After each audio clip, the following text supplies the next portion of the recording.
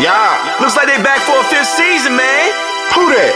Sports Roundtable. Who?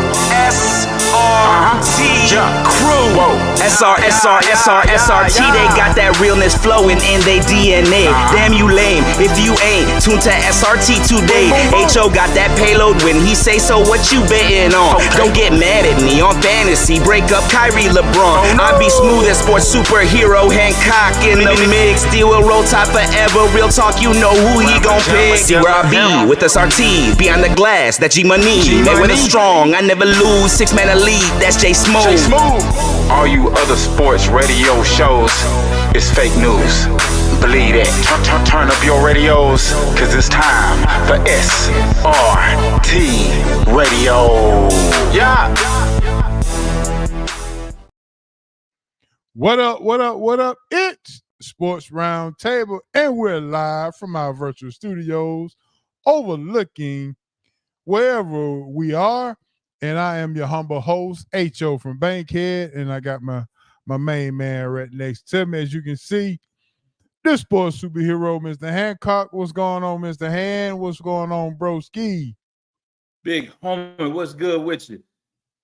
Man, all is well. No complaints. That's what's up. All is well, Looking man. forward to a big show, man. Looking forward to a big show. Man. There's been a lot of things going on. Got a lot of talking things to talk about. Yes, sir. Before we get this thing started, man, let me go ahead and get these birthday shouts out to you know him very well, Han. You know him when he was a young pup, and now he's turned the big 5-0 yesterday. And I'm talking about Mr. Kadar Joseph. Wishing him a happy birthday, and most people know him as Joe. Does he look like Joe to you? That's all I know him as. So yeah, he looked like a Joe to me. I didn't know Kadar till later on when I guess he got sexy then. But he was Joe all the years I knew him. But man, congratulations, happy birthday to you, man. Happy birthday and many more to him, man. SRT, happy birthday. Can you believe he done hit the 50 mark, bro? 50, man. I'm telling you, man, looking at both of y'all, man, you know, I knew y'all way back when, man. Y'all was still way behind the ear. So, exactly. Man, just to see y'all grow and be prosperous, you know, that's awesome, man. So happy for him, man. Wish him well. All right, so I got another birthday shout out for tomorrow. She will be, well, I'm not gonna put a woman's age out, but Han, I don't have any biological kids, but I would say this is one of two of the only girls that I've been very, very influential in their lives. I would say this is the closest thing that I've gotten to having a daughter. Miss Tanetra Redmond will be having another birthday tomorrow. So we're going to wish her a happy birthday. A happy birthday to one of the only daughters that the closest thing to a daughter that I've gotten. So we're going to give her a happy birthday shout out from the SRT crew. That's awesome. I told her I was going to shout out, so I hope she's listening. I'm trying to get my applause button going.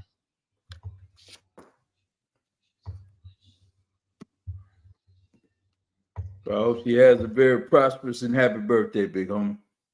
Yeah, there it is. All right. So we got a whole lot of things to talk about. We got some hot news, and got E-Dub coming on, homie. You know what he coming to talk about? That's good. Oh yeah, for sure, because that's big things popping here in the A, man, and you know my feelings on those draft picks, so we'll talk about them. But there's been a few here lately that have. Yeah, there's been a few here lately that I'm like, okay, I can see that these two for sure may have been the right plays to make. But as a whole, man, it's such a crapshoot. You know, I'm not sure that getting the number one pick is all it's cracked up to be. All right, Glow said, what's going on, everybody? What's up, Glow? All right, so we got E-Dub coming in, talking with us. Also, We got our round table. Well, we got ballers and busters and boss stop. Then our round table discussion. Our round table discussion is gonna be, whew, yes, sir. And just to give you a little taste of what it's gonna be. One is already the face of the NBA. The other one is trying to be the face of the NBA. So we're gonna talk about who has the most pressure. Is it fair or unfair? And is it far-fetched to say that the Banana Boat crew could possibly get together before leaving the NBA and going into retirement? I mean,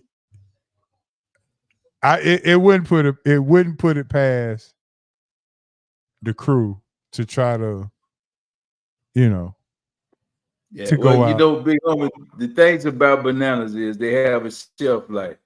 They kind of turn and they get brown and they're not as good as they are when they're a little young and fresh.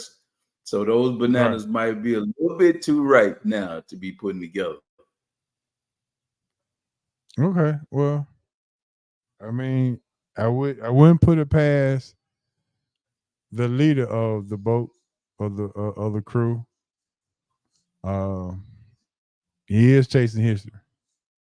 So yeah, and a couple of his friends don't have rings yet. Chris Paul, Carmelo Anthony. So, I mean, just something to keep. Everybody ain't meant to get married. Everybody ain't meant to get married, Big Homie. So you're gonna get rings. Everybody don't get rings. It just is what it is. I got you. I feel you on that. Yeah, well, let's go do it, man. That's the whole show, and we got some fun back questions. That, all right, cool. We'll see what's going on with that. So, with that being said, Big Homie, let's go ahead and jump into some hot news. And the hot news sponsored by our good old friends, Big Easy Grill, 1193 Collier Road, Atlanta, Georgia. Big Easy Grill, the best place to get some Louisiana seafood. And it is what the young boys say is bussing. It is bussing. I mean, it is bussing like no other. So Big Easy Grill, 1193 Collier Road. Make sure you're going over to the Big Easy Grill. Get the shrimp, the catfish bites, the seafood pasta, the shrimp po' boy, and don't forget about them crab claws. The crab claws will have you going back and back and back. So make sure you get on them crab claws, and they'll do you well. All right, Big Homie. With that being said, let's go ahead and jump into it. The Atlanta Hawks. Just want to get your first thoughts on you first saw that the Hawks gone as the number one seed. Your first initial I was a little late to the. I'm sorry. I was a little late to the party. I was watching something, so I actually missed. But I think I was kind of in the midst of stuff. Got a lot going on this weekend with the wife, but it is. She's having a little surgery, so I was out of the mix a little bit. So I was just kind of scrolling along and saw a little blurb about the Hawks and what they were going to do with the first pick. And it kind of took me by shock, man. I was like, wow, here again, Atlanta a year late.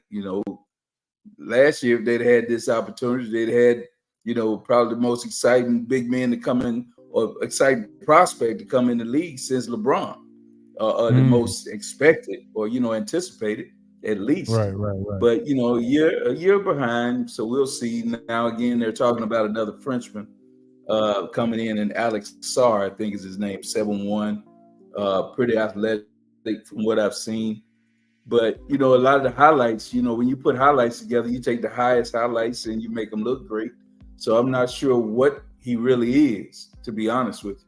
So in saying that, I'm not sure what the Hawks should do with this pick. To me, the draft is a crapshoot. It's hit or miss. Pretty much. You could, I think you miss in the draft more than you do hit when you look at it. When you look at the teams that have won titles due to drafts.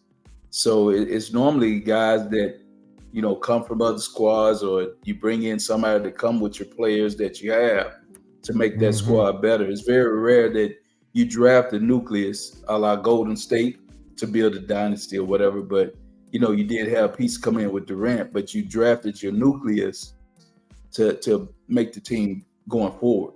I'm not sure that the Hawks have all the pieces in place that you taking a rookie in now makes them that much better. Maybe you take this pick and move, maybe get a later draft pick and bring in some bets to build around. I don't know which way you're going, whether you're keeping Trey or whether you're going to go with DeJounte, because that's one of the things I think you need to establish before you decide how you're going to make this pick. You got to decide what your future, what is your future? Is this draft pick going to be the future of the franchise? Or are we still looking at Trey being that guy? So, they have a lot of questions, man. But in Trey, he has limitations. I'm sure all stars have some, but here's a glaring. When it comes to the defensive side, he's almost a 30-10 guy, which is great. But really, besides that year that they made that run in the playoffs and got to, I guess, the Eastern Conference Finals against Milwaukee, what have they really been able to do? I heard Draymond even say, that was a fluke. Whether it was a fluke or not, it happened. But true enough, to his credit, what Draymond's saying is it didn't develop or materialize in anything that, going forward that we've seen. So I don't know, big homie. I'm kind of torn on this. When I look at it, I'm almost in the camp of trading the pick and finding the vet to come here and build around it. But the problem with Atlanta is how many vets want to come here to play? We see that happen time and time again about, what vets want to really live in Atlanta and play. It's almost like they want to come here and party, want to come here and play around. But as far as this being a franchise that they want to be a part of when they go into free agency, it's not really a destination. So in that respect, maybe you do go draft pick and find somebody to pair with Trey before they know, other places that they might want to play. I don't know. I'm just torn in that. I don't know why Atlanta wouldn't be a place you want to play. It's a great city to me, to be honest. It's Black Hollywood. A lot of things go on here, but I guess that might be a detriment in itself because, it might be too much going on. So I don't know. When you talk about making this choice, still I'm more in favor of shopping out there to see what you could possibly get, see what free agents are available, and see what really might, pair well with a trade or with DeJounte, because I think those are your major two pieces. And Jones, don't get me wrong, I like him, the young kid. Johnson. From Duke, your boy from Duke. Johnson. Johnson. Yeah. Yeah, so when I first heard the news, I had to go to X just to verify, because I'm like, I'm not sure. So let me check out a source to make sure that this is real. And my first thought, hand, was honestly that I've always been the kind of guy that looks for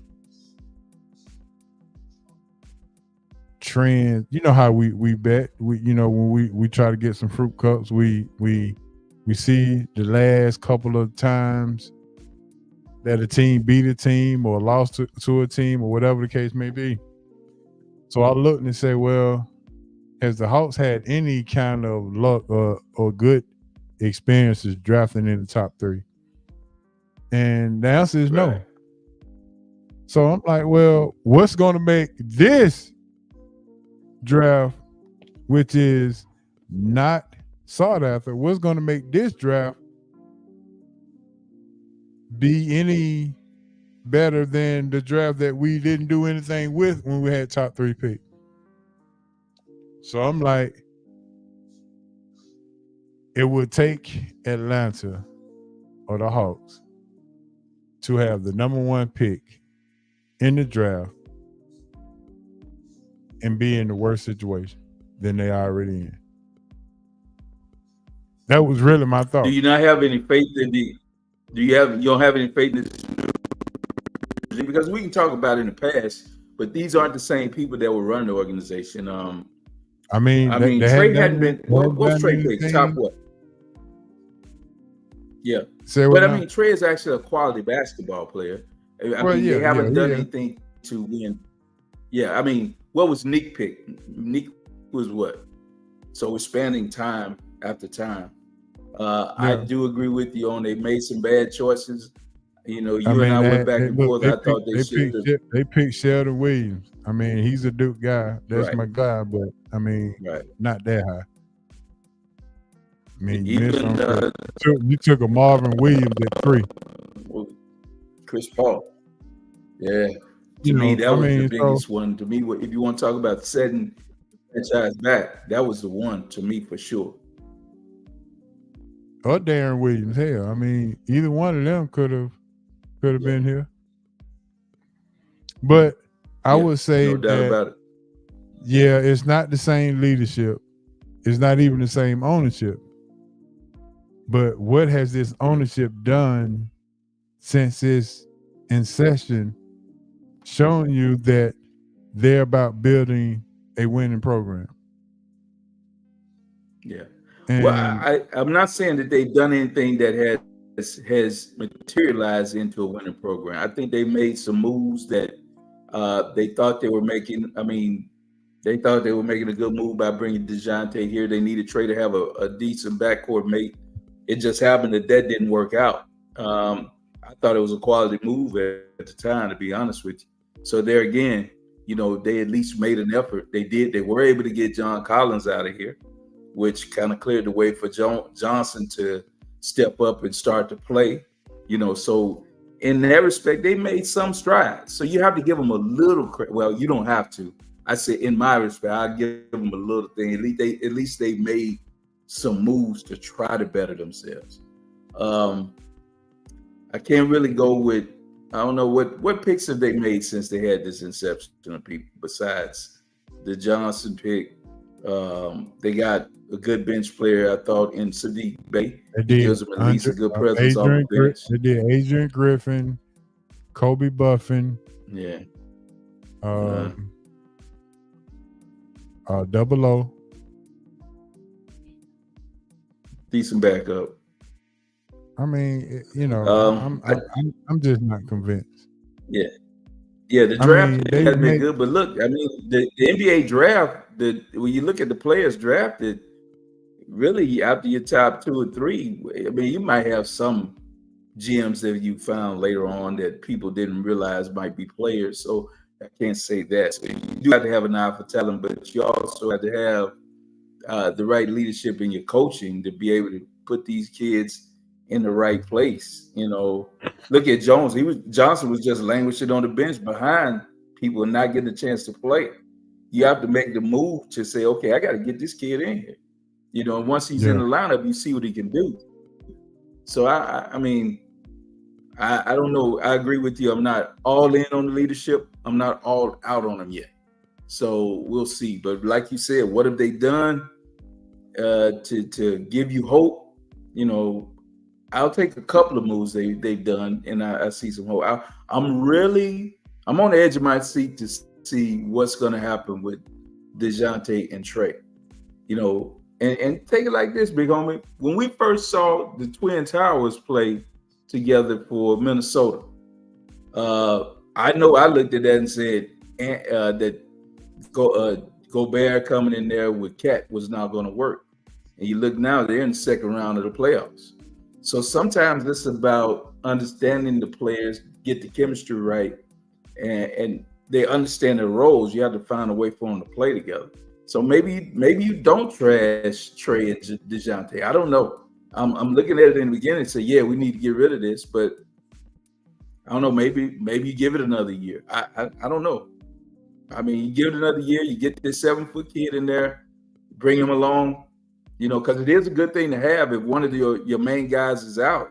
At least you have a quality guy in there that supposedly should be able to, you know, be the guy on your team. If DeJounte's out for a couple of games, you got Trey. If Trey's out, you got DeJounte. You know, and maybe after a year or two, maybe you just don't pull the plug right now. You see what you got. You know, they're both under contract, for the next few years? Is that correct? Yeah. Yeah. So, I mean, maybe you don't panic. I don't know. Maybe you look at this and maybe, you retool. Maybe you do use this draft pick as a chip and bring something else to come in here and play with these two guys. I don't know. After seeing some stuff that I've seen recently, man, I'm just not all in on just, okay, well, get rid of one of them. I don't know now. I just don't. So the number one pick has changed your mind on a lot of this, or was it just looking at the playoff and how teams have looking at the whole season. Yeah, looking at the season. Like I said, you look at everybody, I think probably 85 to 90% of the people said when Gobert went to Minnesota wasn't a quality move, because that year was pretty much just a wash. It didn't work out at all, but they found a way for it to work. So now let's say you got Trey and this guy in there. This guy automatically gives you a presence at the rim and more length to help block shots. So in that respect, you can extend your defense.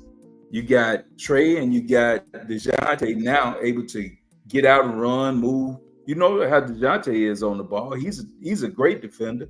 Now you have somebody to at least help when Trey help when he's getting beat, or Trey can funnel him to the big guy.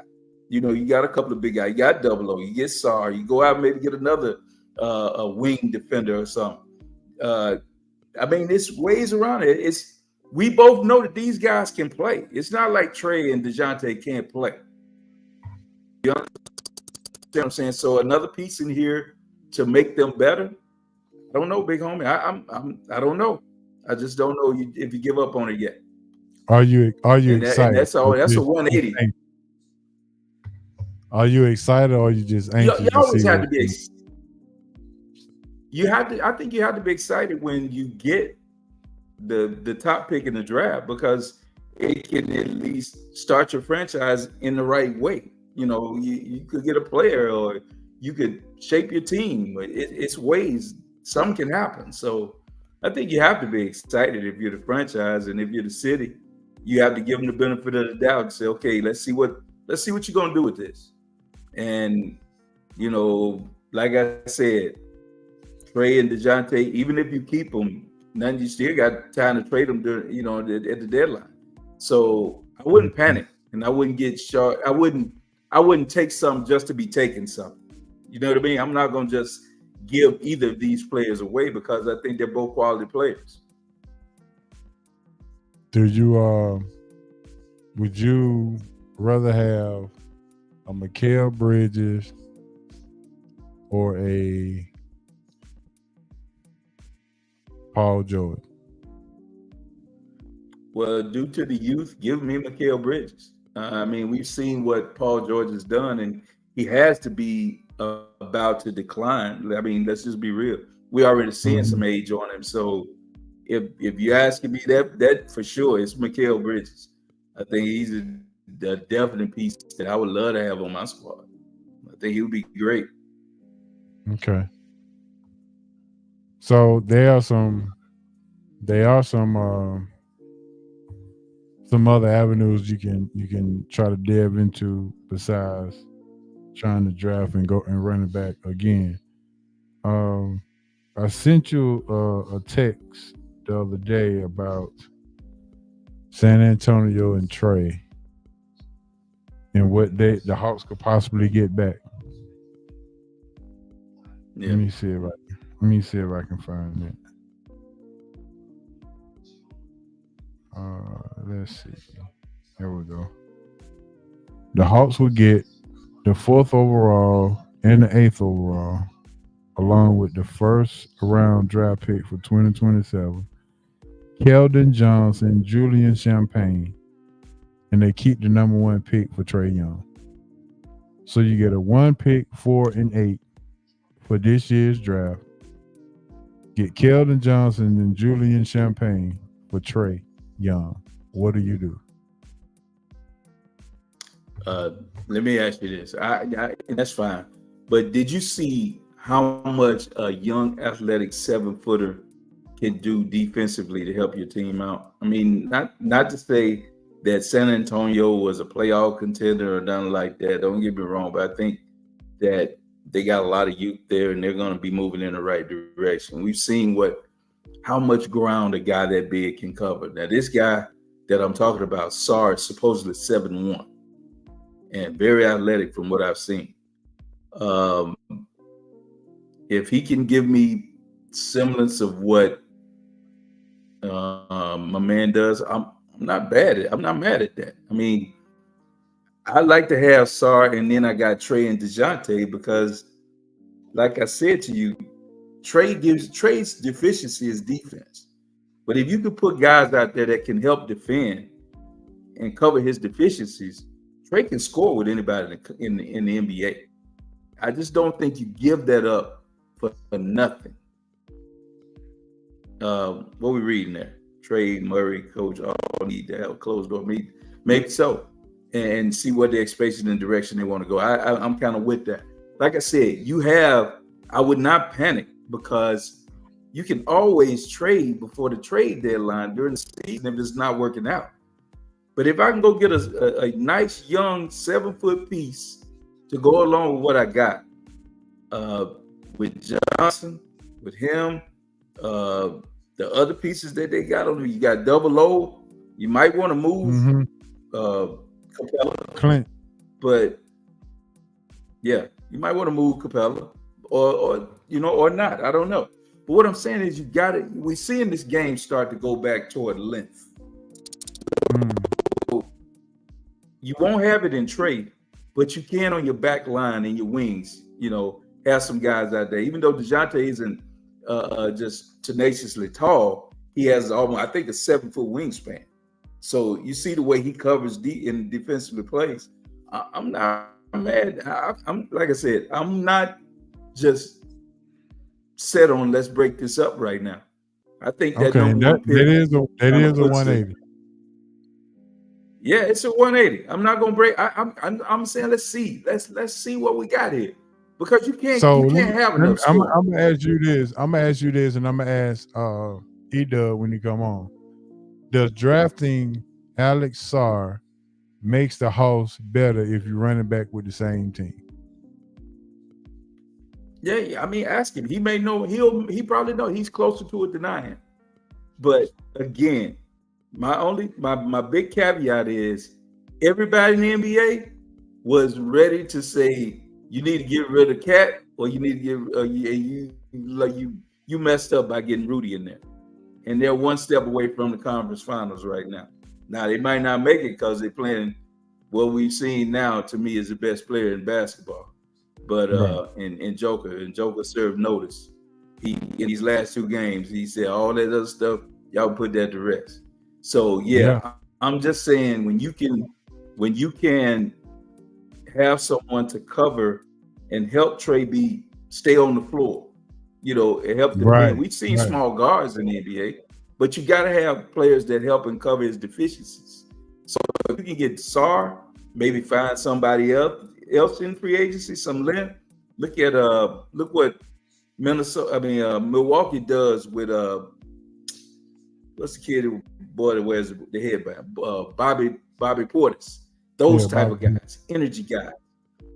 You need that length now in the NBA, big guys that can come out and play on the wing and defend and go get rebounds. So if you can get guys like that, Trey can be on your team. Because what you depend on Trey to do is score and get some other people some easy buckets. He's not there to defend. That's not his job. But if you can have people out there to help him defend and cover his deficiencies, Trey is a hell of a ball player. You're getting a 180 from Hancock right now. Does Sarr make Trey a better pill to swallow because of his lack of defense? Of course, because anytime you can funnel somebody into your length or into the teeth of your defense, yes. Because Trey is he's not a good on-ball defender. He's not that. He might get in some lanes and steal some balls. He's not going to do the things that you say, okay, go out and stop people. But neither did Steph. And don't get me wrong, I'm not going to put he and Steph in the same category. Steph is a willing defender, but that came from having Mark Jackson as his head coach in the beginning, which he said you know how to play defense. You might not be able to play it well, but you're gonna play defense. But and that's the thing. So you have to coach your team to their strengths, big homie. You know that. We talk about it all the time. Yeah. I can't sit out here and say Trey go be an on-ball defender. That's not his thing. But I want him to be scrappy. I want him to get his body in there when he can. I want him to go after loose balls that he gets. I want him to funnel the defensive one way and push him to the baseline, or push him down, or push him to your defense. He got to do those things. You know what I mean? He got to be able to do those things. But when you push him that way, you got to have some length there and people that are covered. So yeah, like I said, I'm not against it right now. All right, cool. All right, well, the birthday lady has checked in, and she said, "Hey, well, she won't be her birthday. Happy birthday to tomorrow, but she's checked in and she's all aboard." So, again, the closest thing to a daughter that I have known. That's all right. Yeah, she has grown into a very well-respected young lady. So I must say that I am. Big homie, you know how you get when you get them proud grandpa moments when little mama running around and yeah. So it kind of gives me that.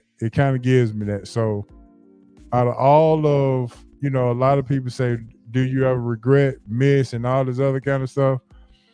I've had my moments, and I really appreciate those moments, and I don't take them lightly either.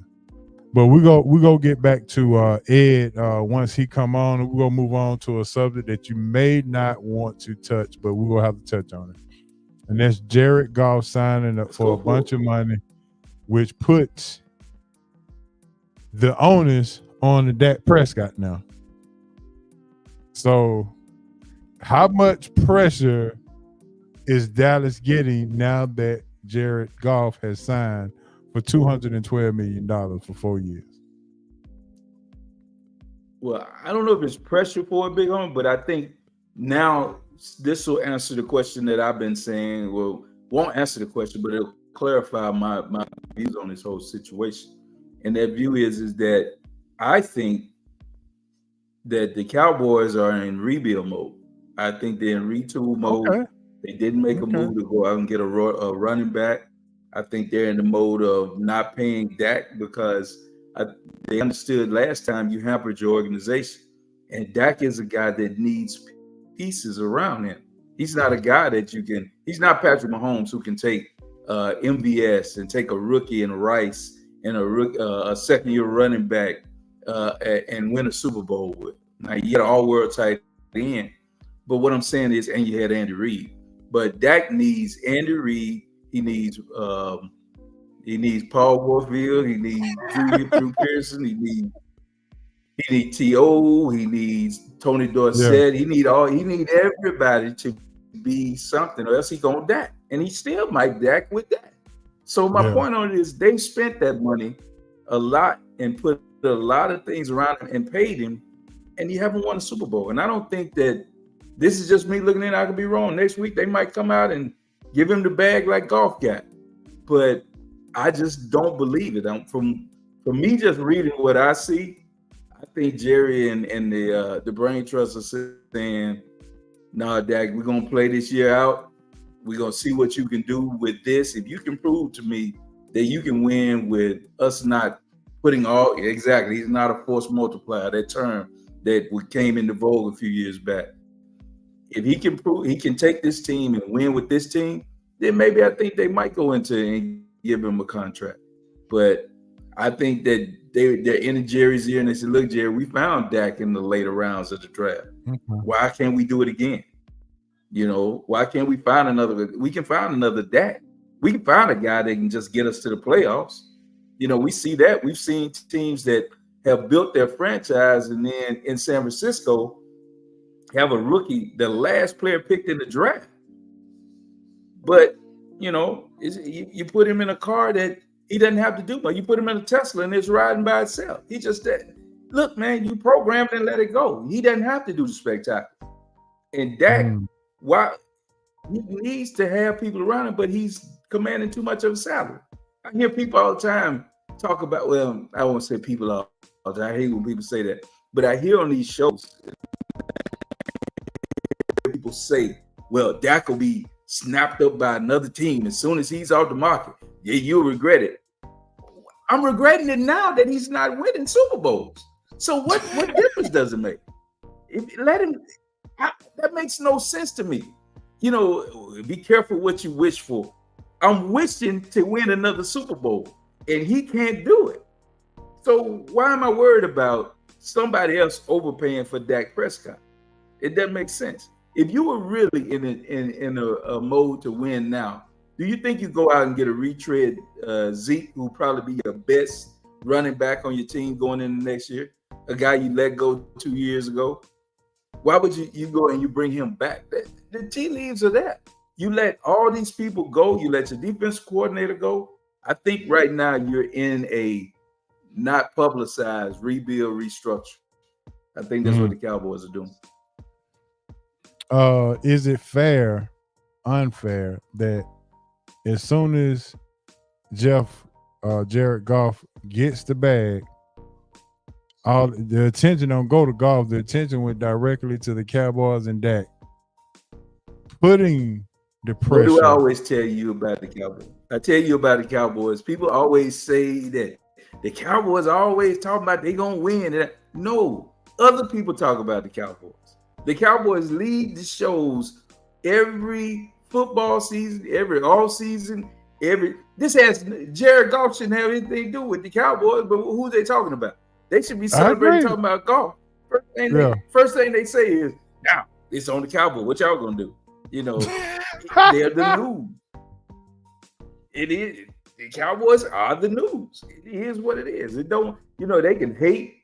People can hate all they want. You get it with Duke, big homie. You know what I'm talking about.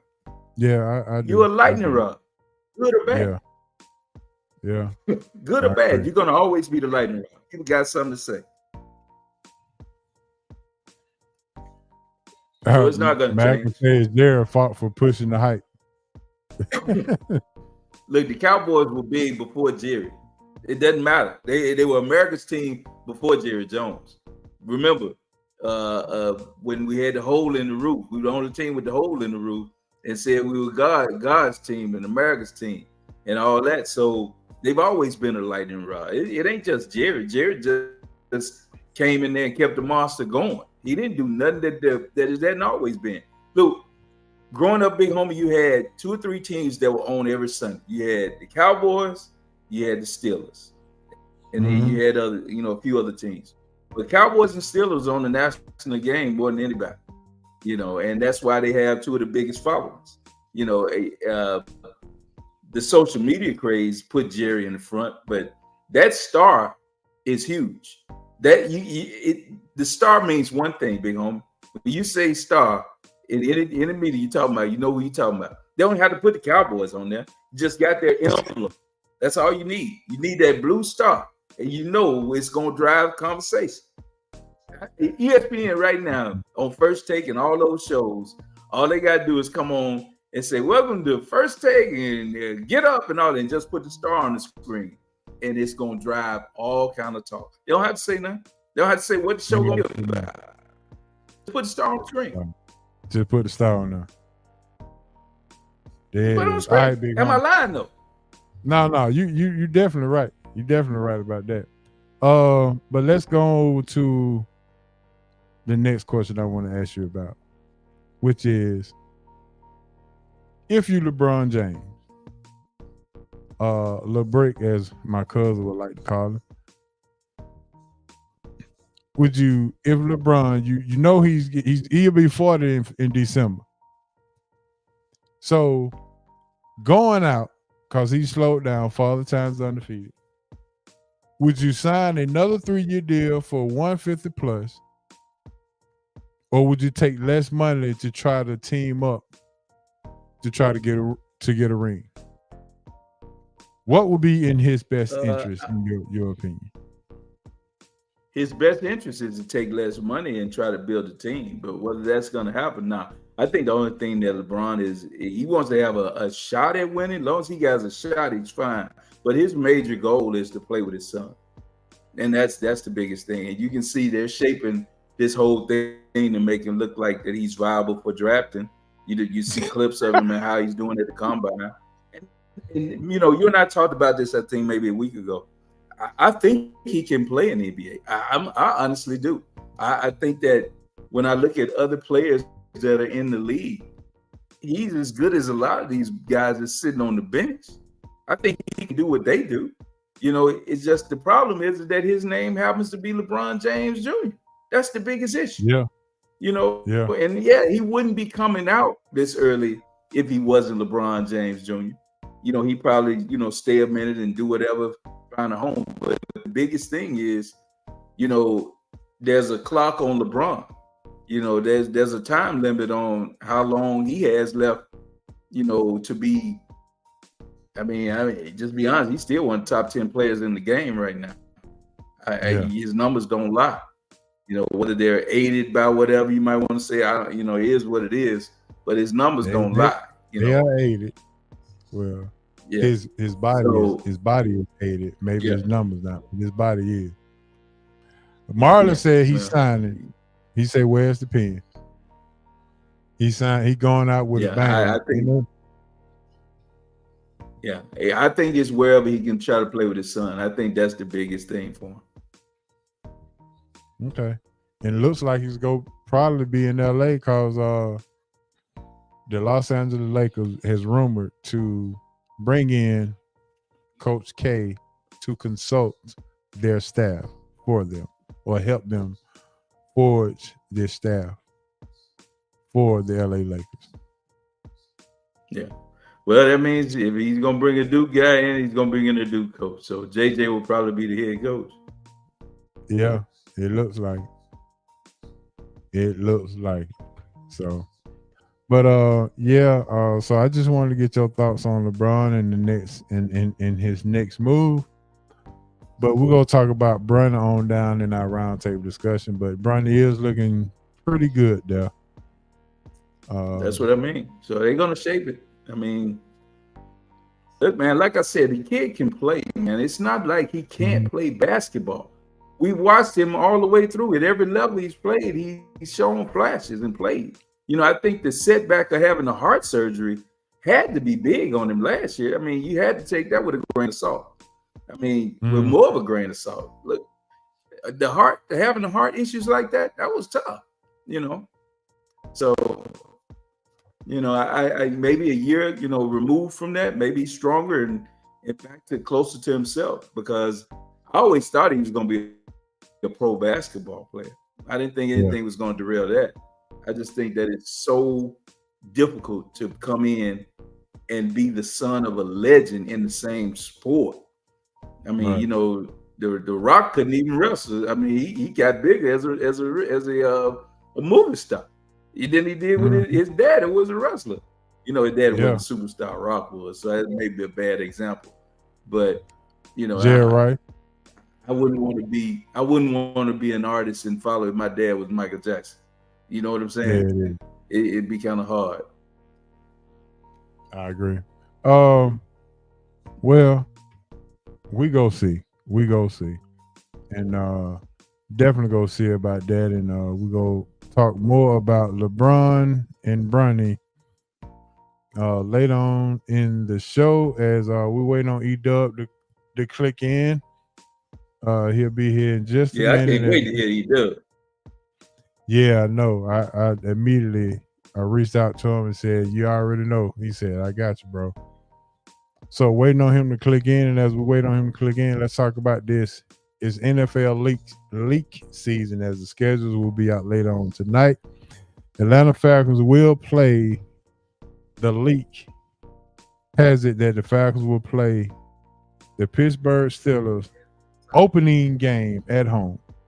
Arthur Smith will be coming back, and Russell Wilson will be bringing Sierra to the Mercedes-Benz as Pittsburgh will come to Atlanta for the opening night game. Game number 2. Who'll be quarterbacking the Falcons? Kirk Cousins. Think so? Yeah, Kirk Cousins. Yeah, I think He better so. hurry up and get out there. He Yeah, better hurry no. up and get out there, big homie. Because Yeah, for sure. dude throwing lasers out there. And I'm telling you, we can say all you want. And this was my point. And I wasn't even talking about because Kirk couldn't, get in early because he was still recovering. My point on it is you can't fool players. And if the players out there are catching that ball from Penix, and it's a rope, it's in your basket, and it's always there. And when you turn around, it's there. And then when Kirk come out there and he feeling the pressure, and he's not quite putting it on the money like that. Mhm. I'm just gonna be honest, big homie. Players you can't fool. And that locker room can get divided real quick. Yeah, I agree. But what I will say is I did see a lot of drops, and they quantified by saying that they were so used to Desmond Ridder throwing them the ball, they're not used to a real NFL quarterback throwing them the ball, so they had to get used to it. Yeah, That's messed up, man. that is messed up. But hey, the truth And hurts, man. The Falcons go Sunday night, week 2 against the Eagles, and then they come back and go Monday night against who was the third game? Oh, Kansas City, Monday night. Really? Or was it back? I think it might be Monday night Eagles and Sunday night Kansas City. Yeah, something like that. But they got 3 prime games. The first 3 weeks bangers. Your thoughts on that that's Red? deep. That's gonna be. You'll find out what type of team you are real early if you playing Pittsburgh, Philadelphia, and Kansas City right out the rip. Those are contending like teams. I think they'll be vying for their own division. So yeah, you'll find out exactly where you stand if you're starting the year off with those type of plays. You'll find out exactly what you are. Yeah, I agree. I agree with Marlon on this. The NFL knows how to promote storylines for sure. Oh, without a doubt. Without a doubt. Because like you said, you're looking at Arthur Smith coming back. And then you're looking at a quarterback that everybody thought might be coming here in Justin Fields. And then that didn't happen. Then you look at the situation of you took Penix and you could have taken Russell Wilson to be the bridge to Penix. There's a lot of storylines right there that go hand in hand, so all of that comes into play. Yeah, for sure. Are you booing Arthur Smith when he come back? If you a Falcon fan? Nah, I don't need to boo him. Yeah. When 7 left, it really might lead to the Falcons left. You see 7 on my wall. And when he got up out of here, I was pretty much like that. I'm talking about Atlanta Falcon fans. Do the Falcon fans boo Arthur Smith? Yeah, he won't be getting any fruit baskets, so maybe so. I'm sure he won't be any. There won't be. What do they do? The video tribute? I'm sure there will not be a video tribute. So I'm pretty sure of that. All right, I think I got my answer. Marlon answered it for me. Yeah. Well, it won't be a video tribute. So I'm with that. All right, let me text Mr. E-Dub, see what's going on with my guy here. Yeah, text him, man. I need to hear what E-Dub's saying. He close to that thing. I want to hear somebody who's got some real insight to the Hawks to see what his views are on that. Because like I said, to me, I don't know, man. I'm not quite ready to throw it in now, man. If you're going to spend it on somebody, you already got a nucleus of a team. We find a way to see if this thing works. And you can make that trade, like I said, before the deadline. So, I'm with holding on to it. Give it a shot. Giving it a shot, huh? Yeah, I'm giving it a shot, man. Because, we don't know in the beginning, man. A couple things you have to be man enough to say, when you look at something and you see, okay, well, no, that worked a little different than I thought. Because when I look at Paolo, I was like saying I ain't think Paolo was a number one. I wouldn't spend, but man, Paolo is going to be a player. I see a lot of what you could have in like a Carmelo, not only because he wears a headband and braid, but he's big and aggressive. And if he learns bully ball, it'd be hard to stop that dude, man. He's 6'10", 260, 270.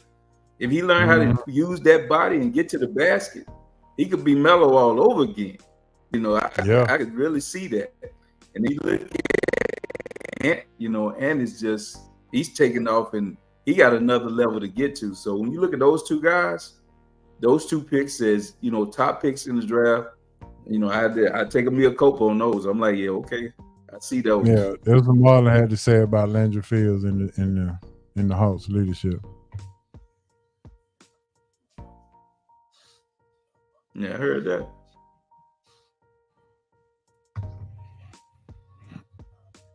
Yeah. So yeah, we'll go wait on E-Dub and see what's going on. But let's we can definitely continue. Well, while we wait, let me ask you this question, Big Homie. Okay. Let me ask you this question.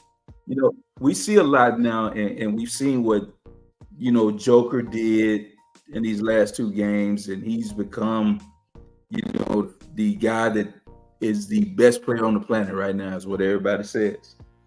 And one thing that we see is him getting another MVP. I think this is the third in 4 years, and it's putting him in some elite category, elite company. How do you feel? Because when you look back at Jordan, you look back at some of the greats and Magic, and you look at Kobe only having, I think, one, and Shaq only getting one.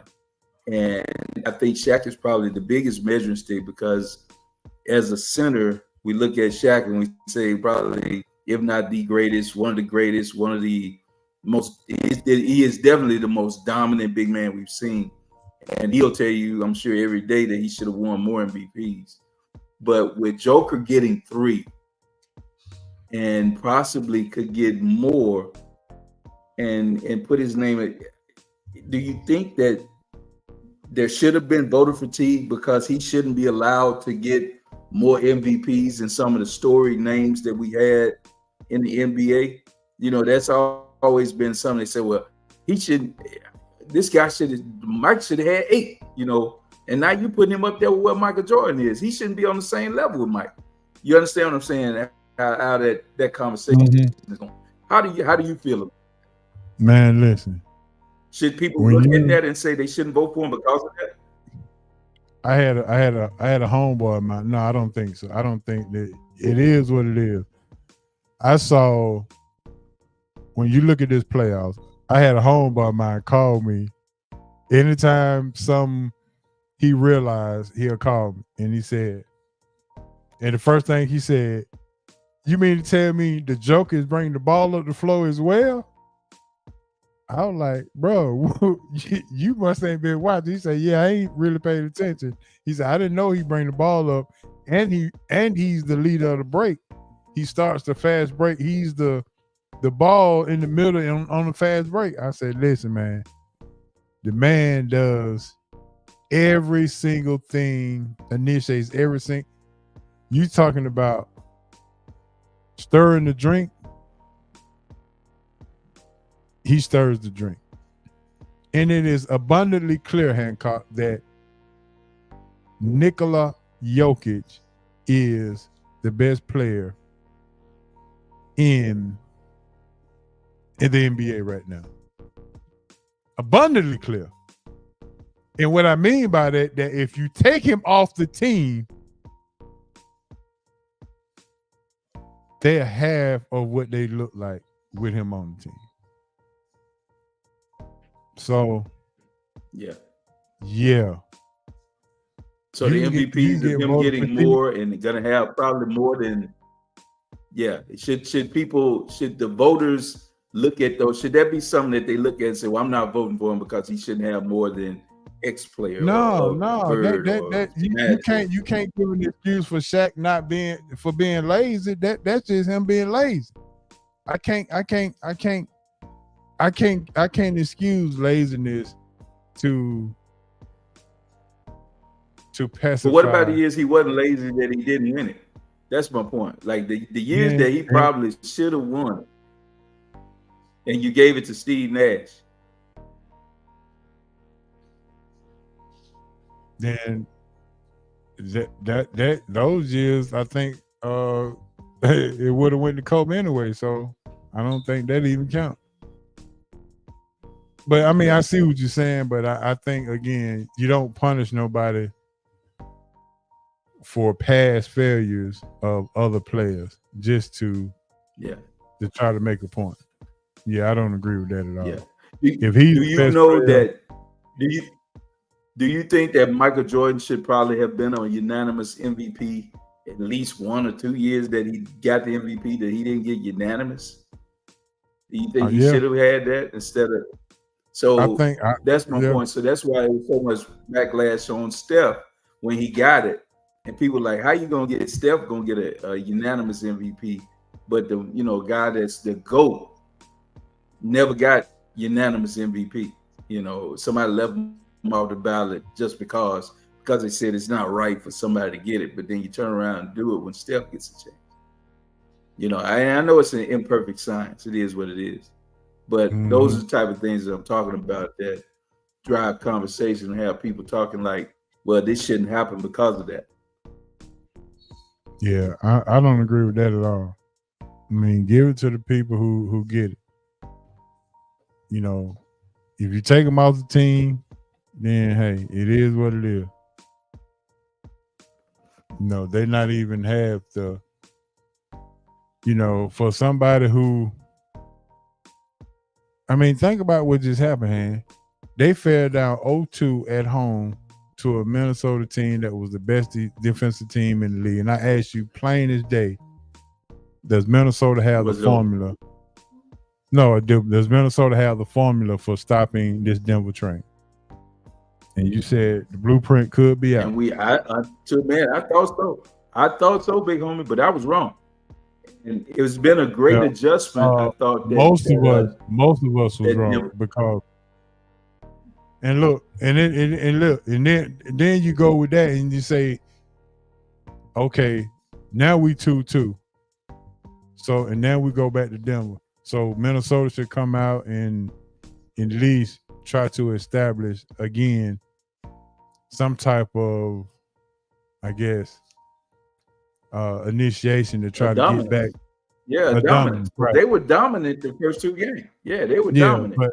But instead, Joker goes for 40 and damn near triple double in this deciding game. But it's the coaching.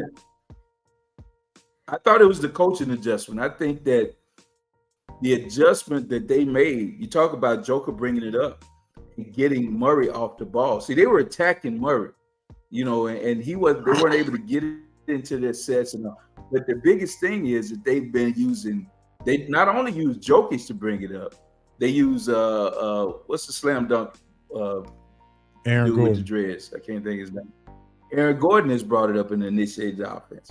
So with that, they've been able to get into their offense without being harassed the way they were.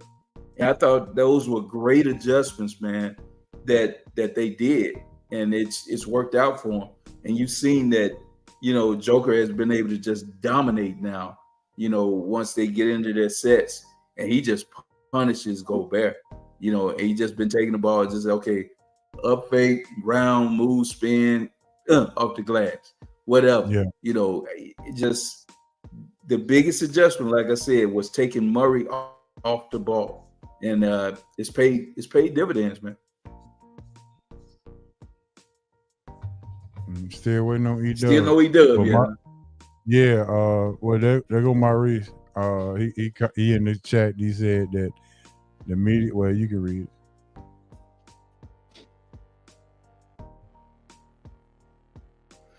Media made a lot of mistakes in the past era. Jones may have gone.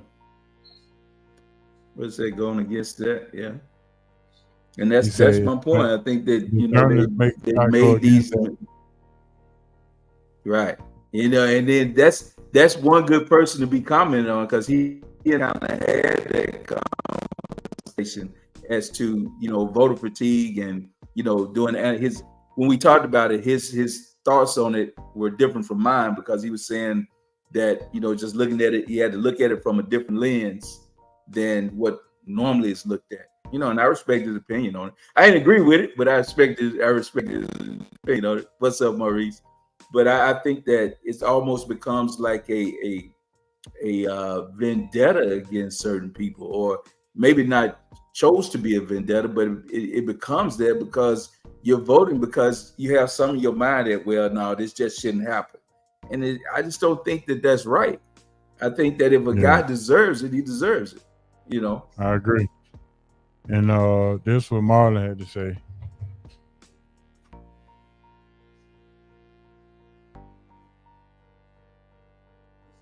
Yeah, but he's not bringing the ball up. They took him off. You watch the game, he's not bringing the ball up no more. You know, and yeah, it can't affect him in the way that they were. They were harassing him from the start.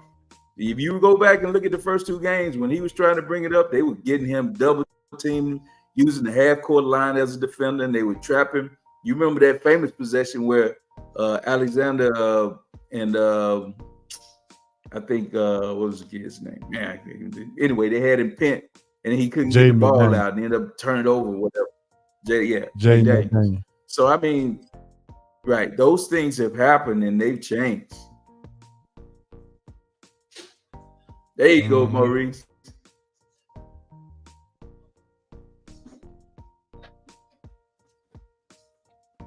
Yeah, I'm not a fan of voter fatigue. I'm just not a fan of that. I just feel like, yeah, but I sure think it happens, big homie. It happens. Going in with an agenda. Well, I mean, I agree that it happens, but you know, asking me, I'm not a fan of it because I'm like, nah. Right.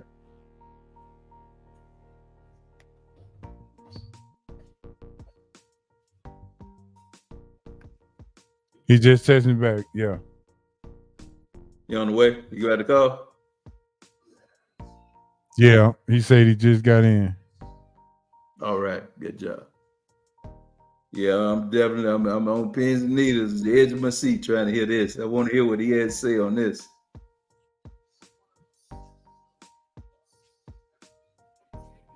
Yeah, we go have to wait on that one.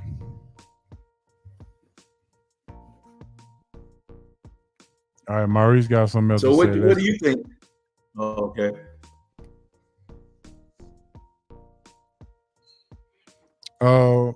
Listen, man, again, you know, when you look at what Joker has done in this playoff, you know, and I have it in the notes, and just anybody wants to question this, but I have it in the notes. Clearly, there's the Joker or Ant-Man who has the most pressure. And we hadn't got to that topic yet, but in answering that part, we talked about the 3-time MVP and things of that nature, and I'm like, bro, this dude, man. I mean, listen, I understand SGA is the new thing, but we've always talked about you get the MVP the year before when they start pubbing you for it. Now, SGA is probably going to be that's Maurice's. That's Maurice's thing right there. That's what he says, is that it's a earned award from basically what you've done previously. And I just don't like that. I think that if you deserve it, you deserve it. And when I look at, I think you could have gone Joker. I'm not mad at Joker getting MVP. The only thing that I would have gone SGA is because they had the best record. And to me, I think that should have counted for something. And especially leading a young team like he did, I think without a doubt, hands down to me, I can't say hands down, but by a nose, SGA to me was the MVP of the league this year. Was he MVP of the league, or was he just the best player with the best stats on the best team? Because if you take him off that team, if you take him off that team, I mean, do they fall that far down? I don't think they're. Yeah, they not winning. They not the best record. He averaged 30, man. I mean, yeah, I know that. That's the thing. Yeah, you know, it wasn't like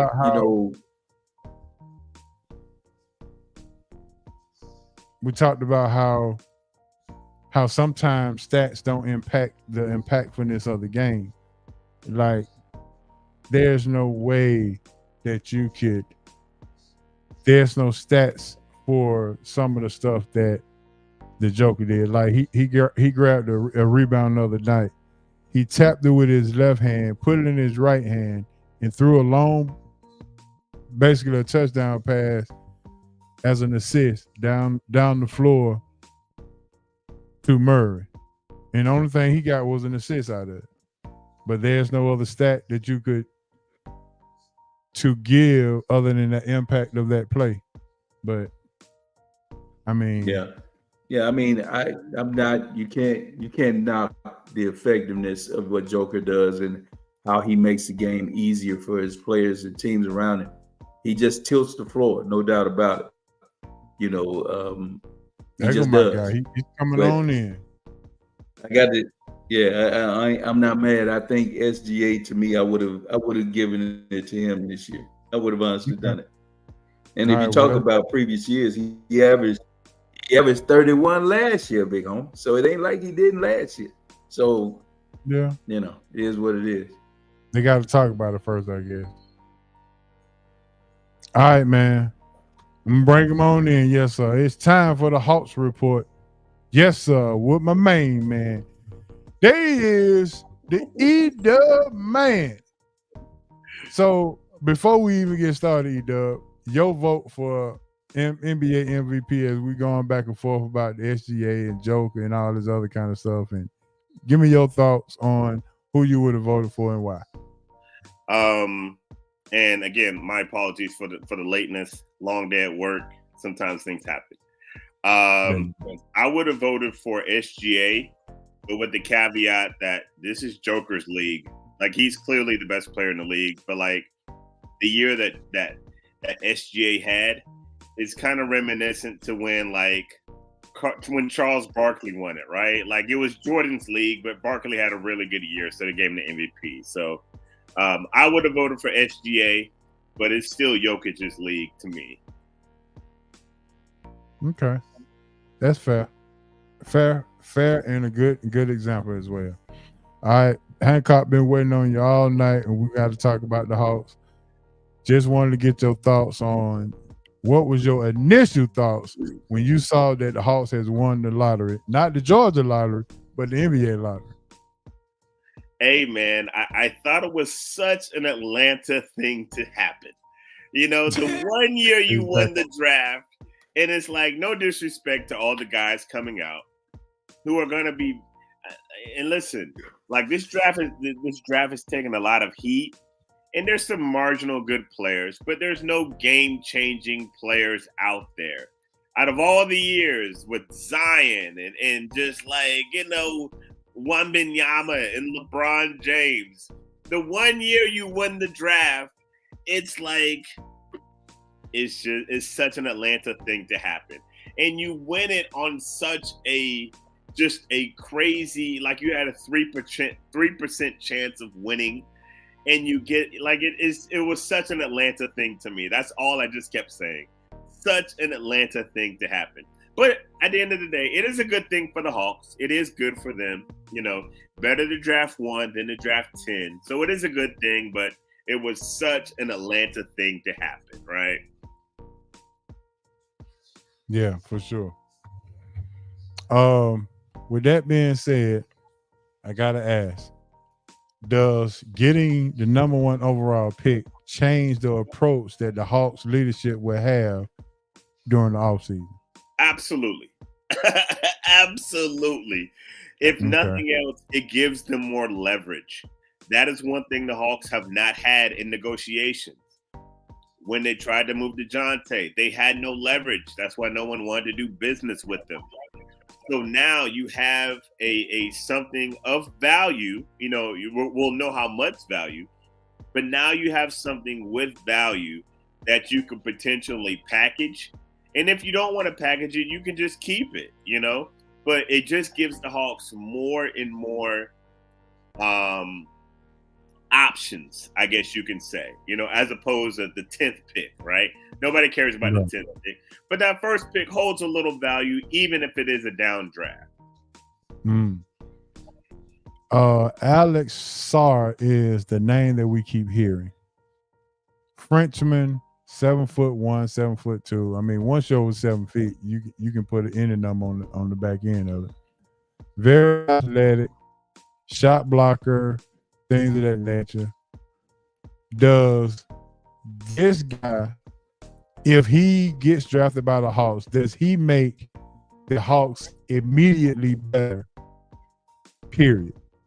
The comp is a Jaren Jackson type guy, and I know you love defense, so Jaren Jackson is his comp. Does he make Atlanta immediately better if we draft him? I think so, but I think there's always like an asterisk. I think there's a caveat there, right? When you look at this Atlanta Hawks team, it's not a bad team if everybody is healthy. Like when you look at the pieces, they have pieces, you know. Last year they just got snake bit by injuries, but this is a long guy. And I'm gonna be honest with you, I didn't know too much about Alex Sarr. Once they got the first pick, a lot of Hawks fans just immediately fell in love with him. And I was like, hey, I'm not saying he's a bad guy. I just don't know nothing about him. I watched my first tape on him yesterday. And by tape, I don't mean I watched highlights. I watched a game of him. That's how I break down prospects, right? I watched the game of him, and defensively, he's already like above average, right? He's above average with the potential to be elite. You're 7'1", you know? And he's still kind of clumsy with his feet work, which is fine because you're 19. He still doesn't move laterally like at an elite level, which is okay because you're still young. But as far as protecting the rim and protecting guards like Trey, who are not good defenders, that is something of value that he can immediately bring to the Hawks. Immediately. Not even knowing anything.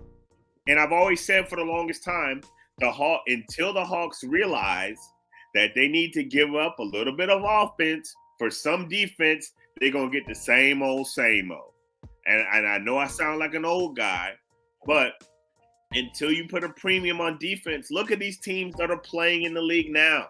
Boston, even Denver to a standpoint, is at good defenders.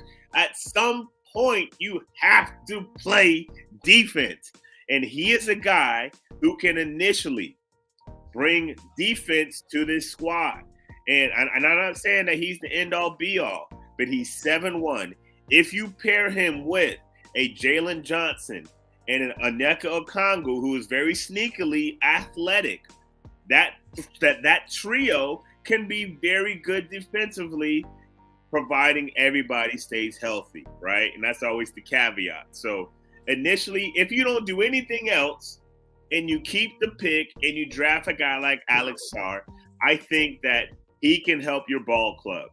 I think that he is a guy that you don't even have to bring him in right away, you know, because you still got Mo Gay, who is close to 7 feet, who you're still developing. You can still develop him. You can develop him 1 year, 2 years down the road and just have him come in and just not even put no pressure on him. You know what I mean? So I like what I saw from the kid. I've only seen one game. I'm going to watch some more film on him tonight. But there's a lot to like about the kid. What about if the Hawks, let's just assume they draft Sarr, does that end Clint Capella runs in Atlanta, or does that say more about we can get rid of Trey, we can get rid of DeJounte? Who's most likely out, if any, if they draft Sarr? Oh, I mean, it's definitely going to be Clint. They've been trying to move Clint for a good little while, though. You know, Clint's like that old dog. You know what I mean? You know what you're going to have with Clint. You know what I'm saying? He's reliable. You know he's going to get all the rebounds. He's going to be, at this point in his career, he's an average defender. He's going to miss enough bunnies to anger the Hawks fans. But he's a very respectable center. But you got to get rid of him. You know, you may have to sell him for 50 cents on the dollar. But, I mean, for $20 million, he's in the last year of his contract. you got to send him out the pasture. Hopefully, maybe you can package him with somebody else in the deal. The Hawks have tremendous, and when I say tremendous, I mean that with the uppercase T, tremendous money problem.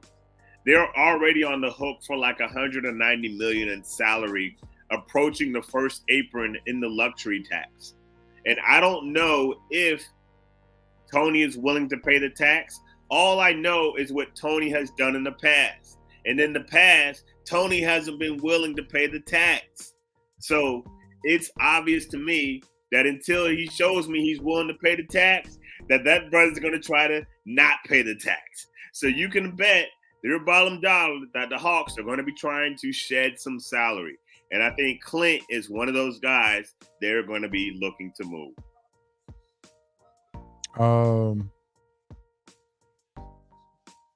Are we leaning with the new guy that came in from Golden State? Another guy from Golden State who's a team strategist is, I think that's his title. Do you see any major moves being done now that you incorporate him into the fold and you got the number one overall pick? Are we anticipating still trying to trade Trae or DeJounte, or are you going to anger people by running it back again by drafting Sarr, and we'll go see how it works out? Man, we're going to figure it out. Like, I don't know, like, so the guy that they brought in, who is, I think his title is assistant GM, kind of like Kyle Korver. Right. The word on the street from the Hawks is that this doesn't take away from what Cal does. He's more of a capologist. He's more of a money guy. Again, it's all, I tell people all the time, it's all about the money. You want to know how a team is going to move, it's all about the money, right? And so he's there to kind of make sure that the money is right. I'm not sure he's there to kind of make the basketball decisions, but he's going to have a tremendous input on what the money looks like. So again, I think the Hawks are going to try to shed a lot of salary this year in this offseason. That's just kind of my opinion. And I don't know, man, we're going to wait and see. I think guys like you mentioned Trae and DeJounte, the possibility of those guys moving. And I think there is a possibility that either one of those guys will be moved. I think it is more likely that DeJounte gets moved more so than Trae. However, I think that there is a possibility that Trae could be moved. I do not think it is likely. I think it is a possibility. I think the possibility is more so for DeJounte to get moved than it is for Trae. But if somebody offers a sweet deal, you may see the end of number 11, regardless of how you feel about it. But the deal has to make sense. It has to make sense. And the dollars got to make sense. And I think that's why you brought in the guy who is the capologist, because if you move a guy like Trae Young, it's got to make money sense. Who has the most value at this point, Trae Young or DeJounte Murray? Oh, Trae Young, without a doubt. I mean, he's still, regardless of how you feel about him, he is still a tremendous scorer. He's still a top 3 passer in this league. I mean, he'll give you 10 assists without even, blinking his eye. He's still a playmaker. So regardless of how you feel about him, he's still a very good point guard. He still holds value more so than DeJounte Murray. Trae can put butts in the seats. Trae, he understands. He's got the whole media thing under, he's got the whole, mistake with the civic. Like Trae is the guy, He is the face, and he obviously will command more in the trade than DeJounte Murray. But DeJounte Murray's not no slouch. The only problem with Trae and DeJounte, and the reason why this hasn't worked, is because they are both point guards. They are both point guards who need the ball. And while DeJounte can play off the ball and he can play the two, he is at his best when he has the ball in his hand. And it's no slight to Trae, and it's no slight to DeJounte, but they both play the same position. Gotcha. I came up with this theory, and I want you to tell me if you agree or disagree. If you decide to going this offseason, you will have to build around Trey if you decide to go with him. But if you go with DeJounte, you have to build with him and build around Trey, which means that DeJounte, building with DeJounte, you're asking more people to be involved with leading the team. When you build around Trey, you're asking Trey to lead the team. And you're asking people to follow him. So does that make sense? Yeah. I think that Trey is a leader in his own way. It's definitely it's apples and oranges between the leadership between DeJounte and between Trey Young. Trey Young is not a rah-rah guy. He's not he's just not that guy. You know what I mean? To like say, hey, let's do it, guys. But he generally cares about his teammates. He generally likes his teammates. He enjoys getting assists. He enjoys getting his teammates into it. And he really cares about, I believe he generally cares about his teammates. DeJounte Murray understands what it's supposed to look like. DeJounte Murray's going to take a rookie and say, hey, let's get some shots up after school, after practice. You know what I'm saying? So DeJounte Murray is more verbal. You know, his leadership is more verbose. It's more overt, than Trey is. It's just two different leadership styles. I think that you can build with both of them, but you have to have a certain skill set around each one if you want to be a winner. And I don't think that having them both together is profitable for winning if you're talking about championships. If there's a free agent out there that you can bring in right now to the Hawks, which free agent could come in right now and to make an immediate impact?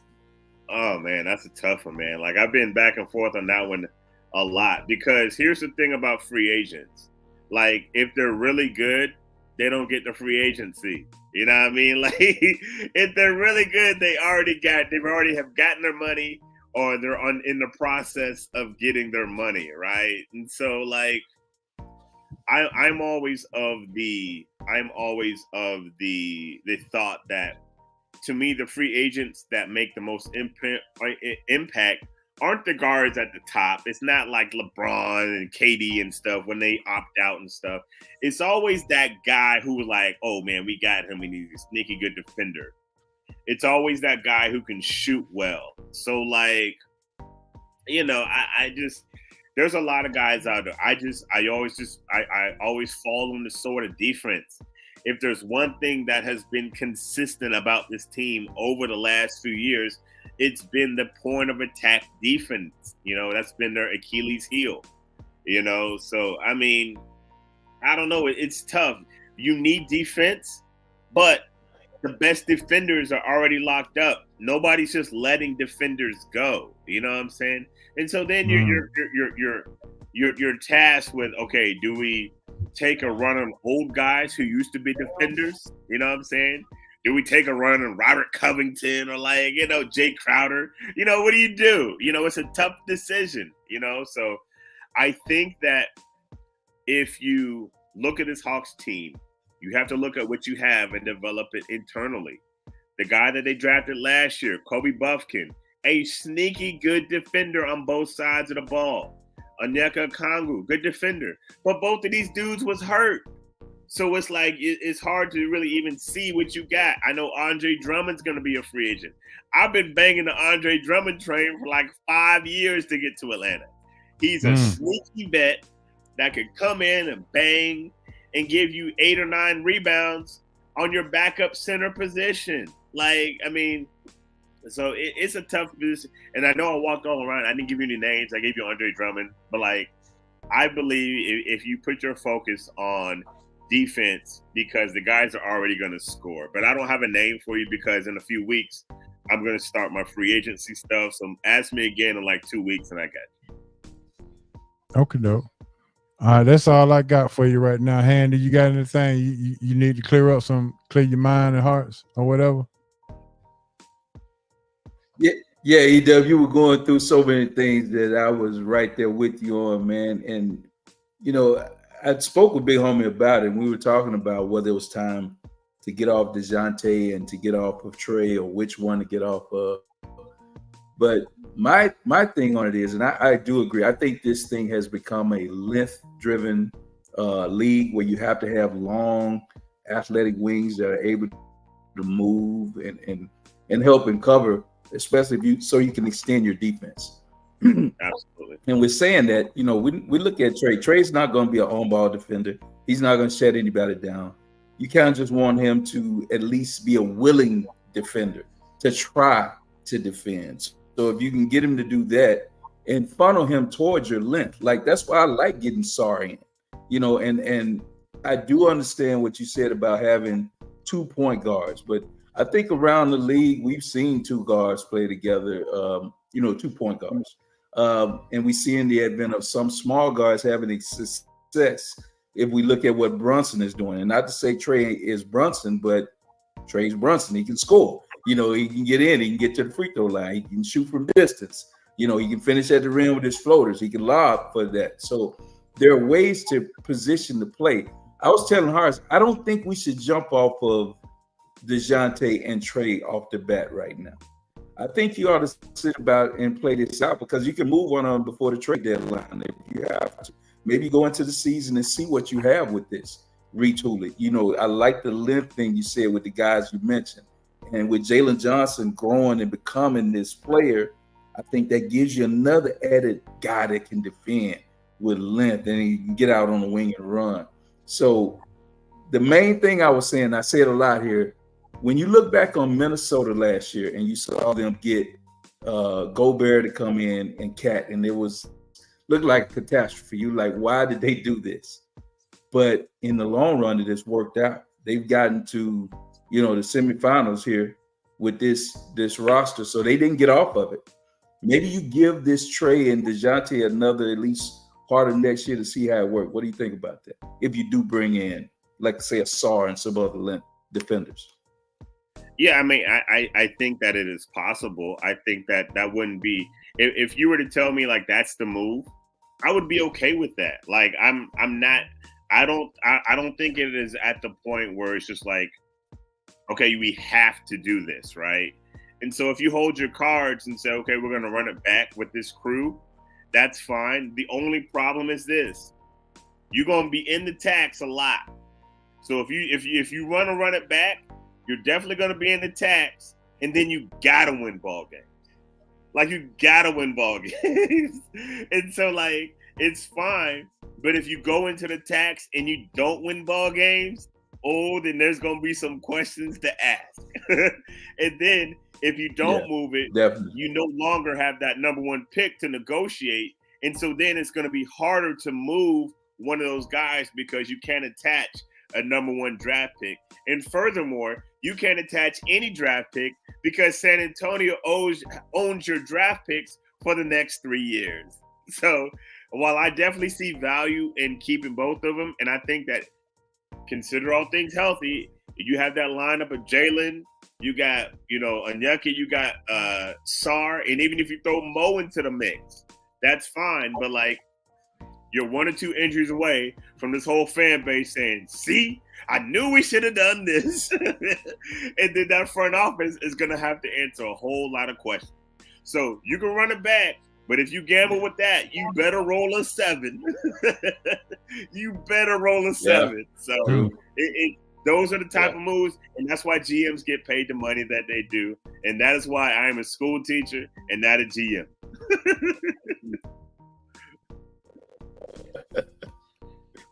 All right, there it is.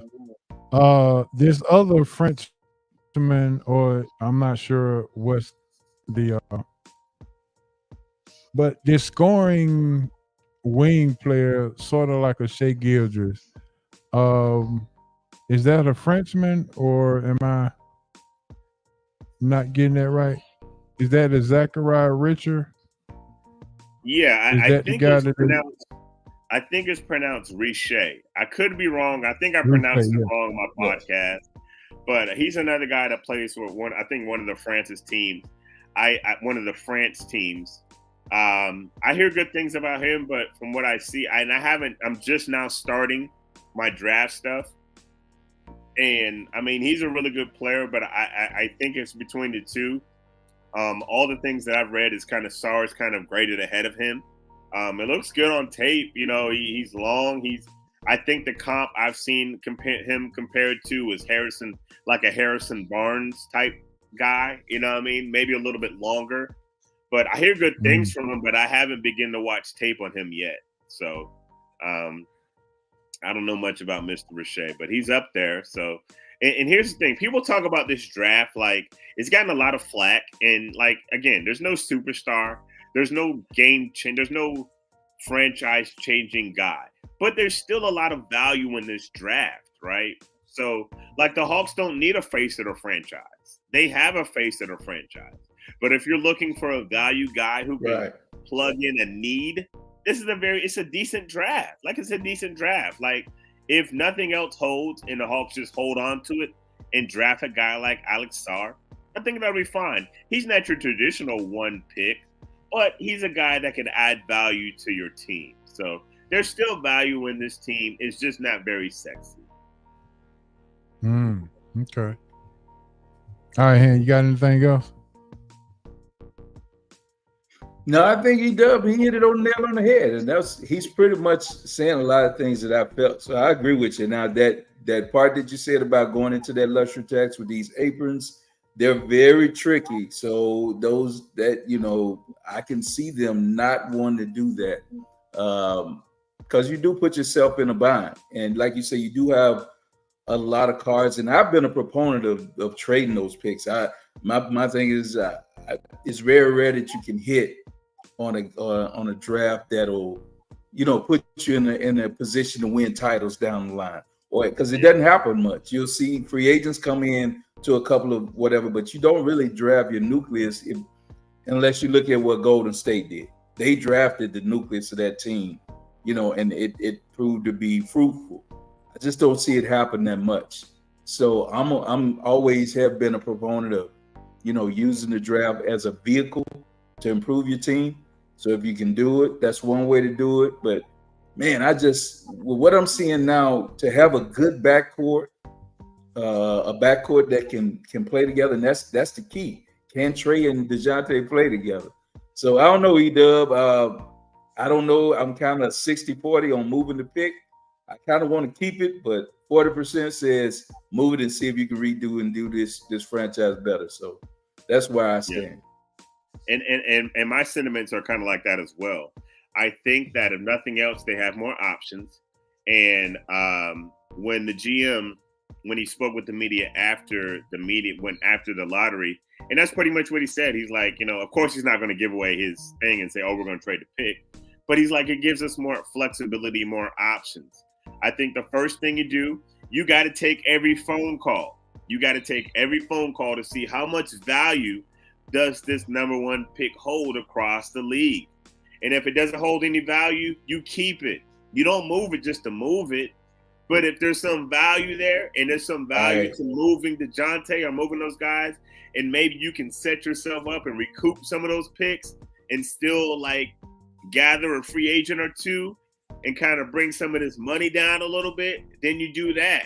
So if nothing else, the Hawks are just now in a better position to negotiate. That's all we know right now as of May 15th. The Hawks are in a better position to negotiate because they won the lottery and they have that number one pick. For the next 4 weeks, we're going to see what it's going to shake. You know what I mean? So I'm with you. All right, E-Dub, we're going to let you roll, man. We appreciate you. I knew you going to be prepared for whatever I throw at you. As always, bro. You always got your stuff together, ready to rock and roll, and don't take you long to come up with your thoughts and bring it back to us. We appreciate you giving our listeners exactly what they need to hear. And before I let you go, I do want to ask you this question. We got a question of the day. Which franchise turns it around quicker, the Atlanta Falcons or the Atlanta Hawks? Oh, that's a tough one. Oh man, that's a tough one. I'm gonna say the Hawks only because you don't need as many pieces to turn it around. You can get lucky and get one or two guys and turn it around. With football, that's 53 man. That's a 53 man roster. You need a lot more to shake, So I'm gonna go with the Hawks by a slight bit, just by a slight bit. Good deal. All right, bro. We'll talk to you soon. We'll see you next time. Appreciate it, bro. I appreciate y'all, man. We'll see you next time. All right. Good deal. Thanks again. All right, no doubt. Take it easy, Dub. All right, man. E-Dub. All right, Han. Hope he answered all of your questions I had. Did he sway you in any way? No, I mean, he was pretty much saying a lot that what I agreed with, man. I think the one caveat or the one thing that he did enlighten us on was, he brought to my attention about the luxury tax and whether the Hawks were willing to, jump into that and pay that tax. Because that's always going to be something that you look at. A big market team sometime will eat that. But, we're not a big market team, but we're not a small market team. And I don't know if they're really in it to do certain things like that, to spend that money. They might go shopping at the bargain basement instead of doing that. But like I said, I would right now, I would find another way to trim some money or do what I had to do. But I bring Sarr in and I try to see what I can get out of these two guards, and see what I can do. Okay, I feel you on that. All right, bro. We're gonna move right along and we'll go ahead and jump right into our roundtable discussion. How about that? You good with that? Let's do it. Yes, sir. All right, roundtable discussion. All right, here we go. All right, let's go ahead and talk about these playoffs real quick. NBA playoffs. Knicks, Pacers. It looked more like a boxing match than a playoff game. The way that they've been, the physicality. It's been entertaining. I mean, it's been really, really entertaining. And this has been what I've been championing this and saying this, since the end of the basketball season about the physicality. And, we hear a lot about guys and they talk about, basketball the way it was, the physical nature, not calling the cheap touch fouls. And we've seen this come into play. A lot of times now it's getting to a point where they're having to separate guys, because of physical play. But I think it's brought about a real good basketball watch. So I'm with it. I like it. I don't want anybody to just go clothesline somebody like, we saw with the Celtics and Lakers when Rambis was taken out of the air, clothesline by McHale. I don't want to see that. I don't want to see Rodman push Pippen in the back and, on fast break layups. I don't want to see anybody getting hurt. But I do want to see challenges at the rim. I want to see, not giving free layups, parades to the rim, closing out on threes. I want to see all of that. So in that respect, I'm enjoying it. But, man, I really have to tip my hat to how the Knicks play. And the adjustments they make, the different lineups that Tibbs has thrown in. And that one guy, man, that, I have gotten so much more respect for. But I told you a long time ago, I was a Jason Hart, whatever his name, Hart fan. And this dude plays every minute like it's the last time he's going to suit up, man. And I don't know how long he can play like this, how many years it's going to burn him out from or whatever. But right now, the way he's playing, I got to give it up to him, man. He is a warrior for real. He goes after all the rebounds. He goes and plays defense on guys that are bigger and taller than he is. He just goes at it. He makes clutch shots, dives for loose balls. So, I tip my hat to that dude, man. But he's like the catalyst for that. He's the leader for that. And when they lose a guy like they lost OG Anunoby, it didn't hamper them. It just kept going. It didn't matter. They lost the big man in Robinson. Somebody else stepped up. And they got blown out game before last, but the response they had coming back last night, man, just showed the kind of heart and character they got, man. So I tip my hat to New York, man. They ball. Has Halliburton been disappointing or just inconsistent? He's been disappointing. I mean, he's shown some. He's gotten better the last few games, but as a whole, man, the guy that we saw leading into the All-Star break hadn't been here, and I don't know if it was due to the injuries or that he had that kind of held him out a little bit and kind of hampered the second part of his season. Because at the beginning of the year, he was playing MVP level basketball. Seriously, he was balling. So Right. I don't know if he's going to get back to that. If he has still hampered in some way, but he's playing better. The last few games, he's played better.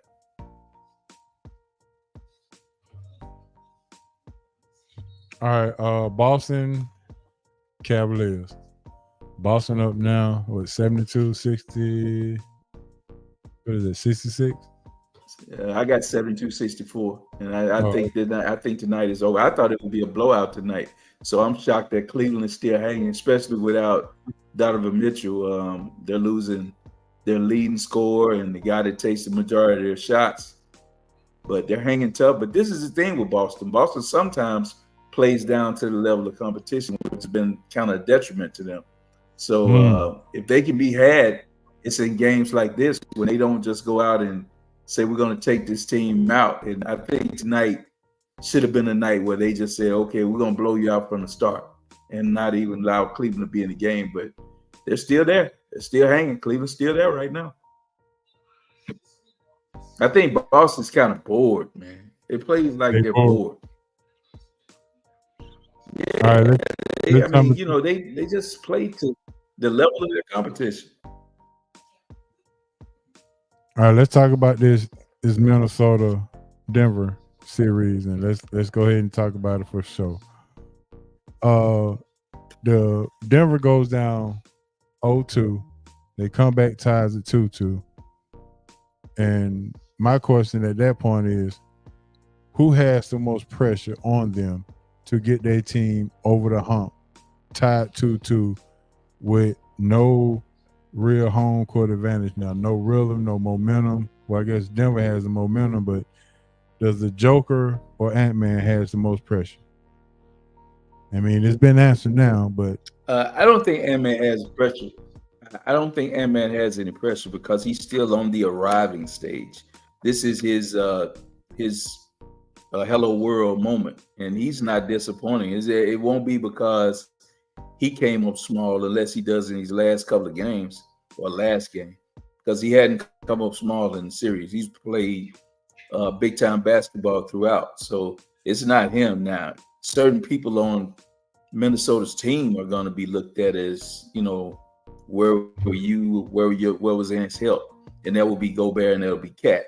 That's who the pressure is going to fall on. I don't think Joker is going to have any pressure. He's shown already what he's doing.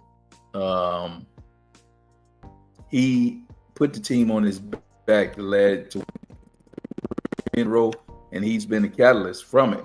The thing he did, and like I said, the adjustments, you had to have coaching. You and I talk about it all the time. You know, everybody has talent, especially when you get to this level.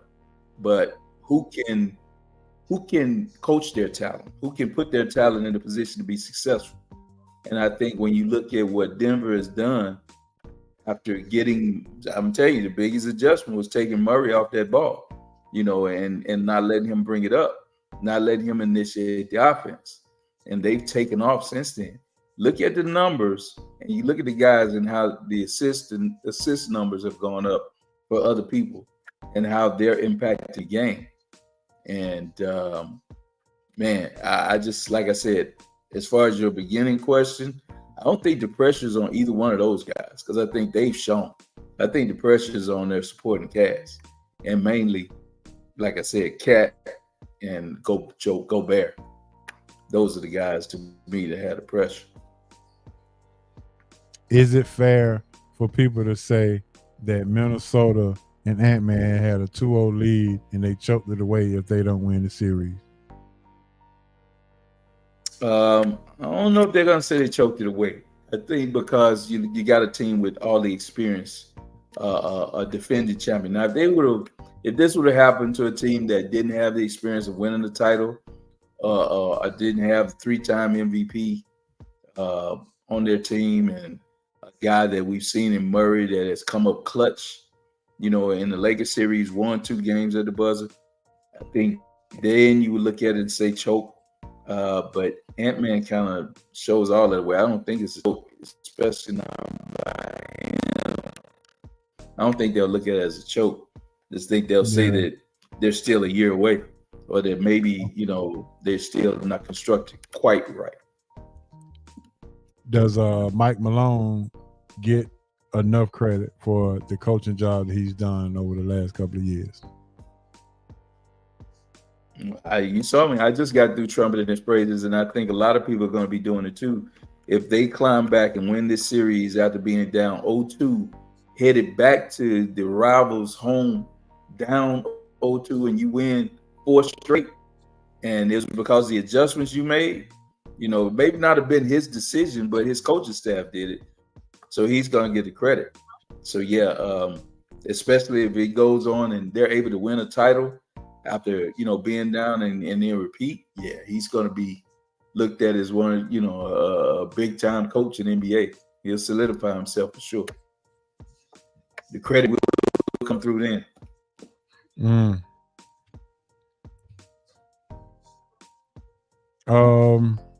Dallas, OKC. Your thoughts on that series? Luka's still out of shape though.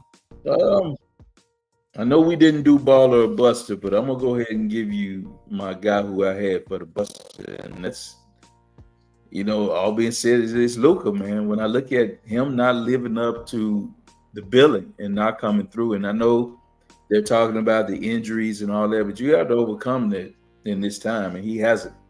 For him to be looked upon as a superstar and a perennial MVP, name mentioned each year. A game that they needed going back to Dallas, tied up, 2-2. I mean, they were up 2-1, and this probably would have been a deciding game. You have a chance to put a stranglehold on it. You go 2 for 9 from 3. You go 7 turnovers, 6 for 20 overall in shooting, and put it like this: you missed a game-tying free throw that may have sent the game into overtime, or at least giving you a chance to pull it out.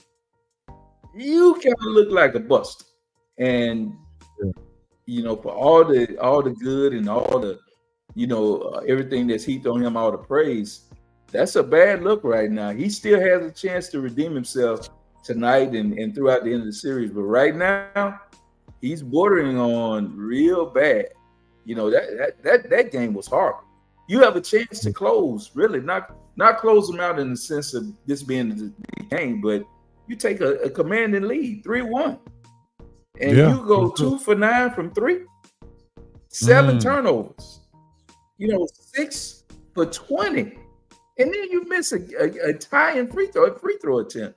Yeah, it looks bad on him, man. So I'm looking forward to seeing what he does tonight, because he has to redeem himself. Right now, he doesn't look like the Luka guy, the guy that we see that could be an MVP of this league. Right now, he looks like more talk and more dough than show. He looks like more dough boy than show. And he's always whining and crying. And that's starting to lose a lot of respect. I don't know, maybe not from everyone else, but from me, it looks like he's playing soccer. You know how they do. When they get touched, they fall on the ground. He's acting like real European right now. Yeah. All right, let's talk about this banana boat reunion. If possible, you think LeBron, Chris Paul, Carmelo Anthony, Kevin Durant. I guess Kevin Durant. I guess he's not an original member, but I mean, he helps. Do you think all of them could vie to be on one team? I don't know how they can afford all of them, but I mean, I'm sure all of them have to take pay cuts. Yeah. I don't know. I mean, Chris Paul would probably try to get somewhere. He's looking for somewhere to land. KD, I think, is looking for more of a team that's ready to win a title because I think he knows the window is closing. I think that he knows that moniker of being a guy that's lack of a better term, a bus rider instead of a driver is pretty much that's gone because he's tried to be the guy at a couple of different places now and it hadn't worked out. So I think he's gonna probably, go back to retool and try to get to a point where he's in more of the Golden State sense, where he can be a piece to fit for a team that's trying to win. And I don't think it's in Phoenix, but I don't think that'll be with the Fruit of the Loom crew you're talking about. Right. You like KD in Atlanta?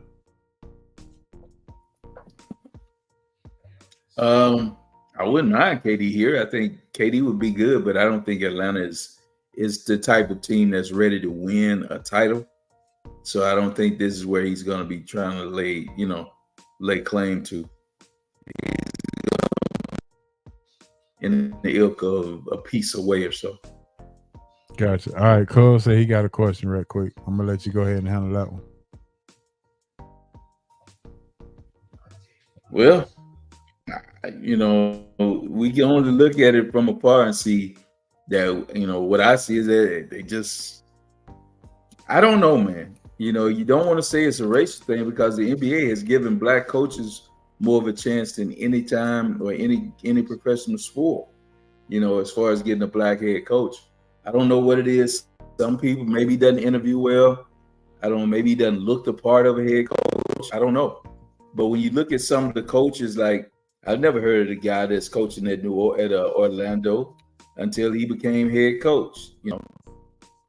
JB Bickerstaff because I know of his dad. So Sam Cassell has been under some of the higher profile name head coaches and still hadn't gotten a shot. I don't know what the deal is with that. I don't understand it. I don't know. All right, cool. All right, we'll go in ballers and busters. We'll go in roundtable discussion. And we didn't do ballers and busters, but if you got one, go ahead and throw it out for me while I transition. Well, I told you what my buster was, my baller was, my buster was, and that was Luka. My baller is Joker, man. With there'll be 1A and 1B, Joker and Brunson. Last two games for Joker has been 40 points, 7 rebounds, 13 assists, 2 steals. And before that, he had 35, 7, 7, and 3. So, and not those numbers are not empty numbers. Those are numbers that equated to wins. They won because of what he did. So I have to give him credit for those. And Brunson gets my 1B baller. 44 points, 4 rebounds, 7 assists in a game that they desperately needed after being blown out in Indianapolis 2 days prior. He came back with a game they had to have him, and he was there. He put up 44 in a big effort in a game that they really needed. So those are my ballers for the week. Real quick before we move on to our fun bag so we can get up out of here. Bronny measured at 6'1", not 6'4". He has been touted as a 6'4" guard, but now we know he's actually 6'1 and a half or whatever that is. When the last time has a 6'1" guard averaging less than 5 points a game get drafted in the NBA? Yeah, you gotta have a name like LeBron James Jr., buddy. And you gotta have a daddy like that. But like I said, even with that, I still think he's a pro. I think a lot of it had to do, and I think somebody's going to get a good ball player. I mean, get drafted. I think somebody's going to draft him because of his dad. Now, he wouldn't be drafted had he not been LeBron's son. I do believe that. It has to do with him being, LeBron's son. It is what it is.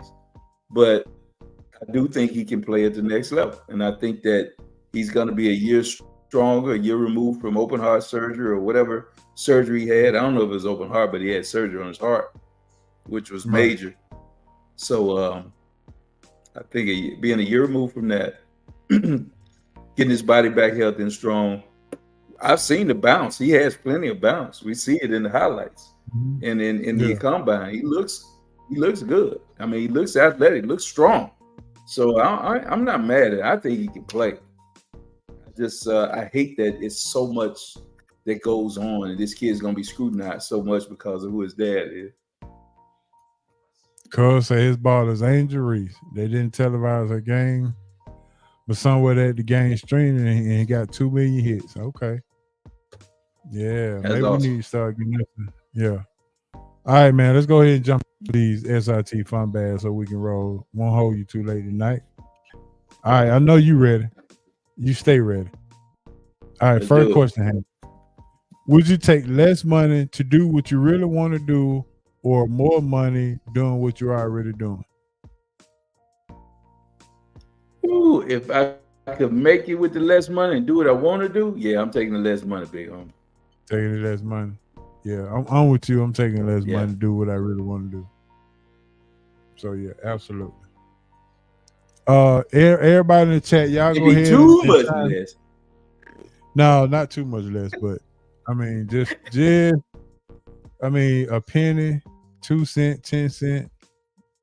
Less is less, Yeah. but you Yeah, know. we gotta But if clarify how y'all in much the chat- less. Y'all in the chat, go Yeah. ahead and throw your comments out, and we'll read them out. Next question: what game show would you be willing to go on to win money?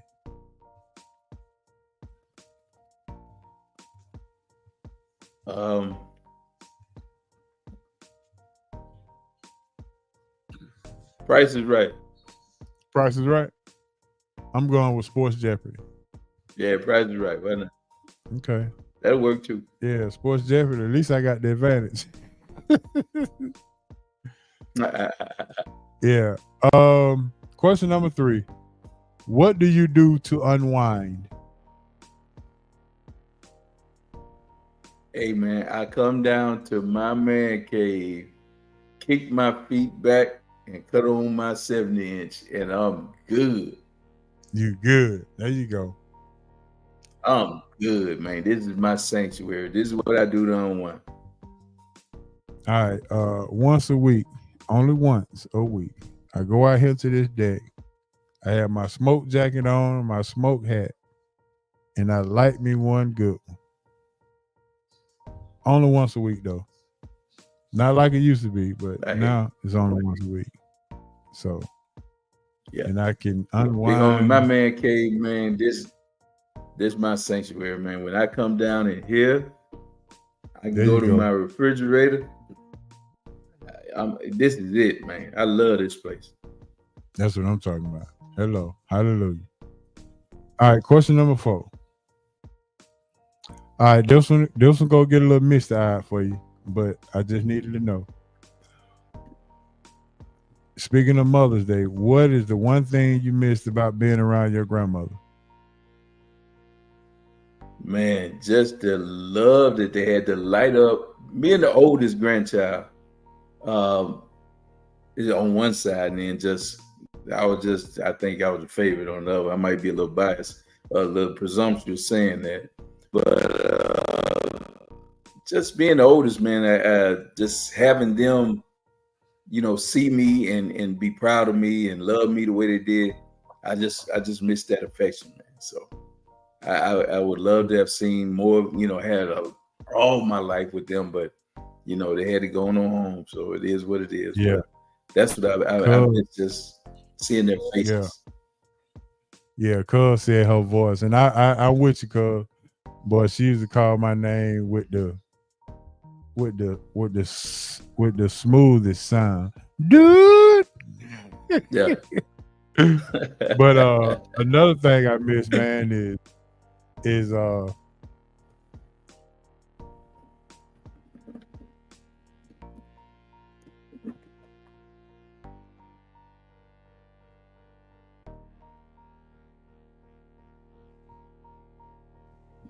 there we go. My grandma used to dip snuff, and she would say, "Go in there and grab my snuff cup for me." Yeah. Oh my See, mine used to chew tobacco. Mine used to chew tobacco, and she's yeah. But the biggest thing, big homie, the biggest thing about grandma, and I should have said this is what I missed. It didn't matter whether we had something to fix on the car, whether you cut your arm, whether your eye was hanging out your head. She said, "Go get my can." She had everything in that sewing can that would fix any problem that we had with the family. It didn't matter. It was in that can. Something in there would fix it. I promise you. So when she said, "Go get the can," that's what I really. That makes me think of my dad right there. Yeah. All right, cuz said let's move on. Right he tearing up. Yeah, that's touching, big homie. So anyway, big homies. Shout out to all the mothers belated. We didn't get to say it before, but I hope they enjoyed their Mother's Days. Happy belated Mother's Day to everybody. Absolutely, for sure. All right. Shout out, Mom. Well, I told you that we're gonna be touching, but next to last question. What have you accomplished that you think you never would have been possible?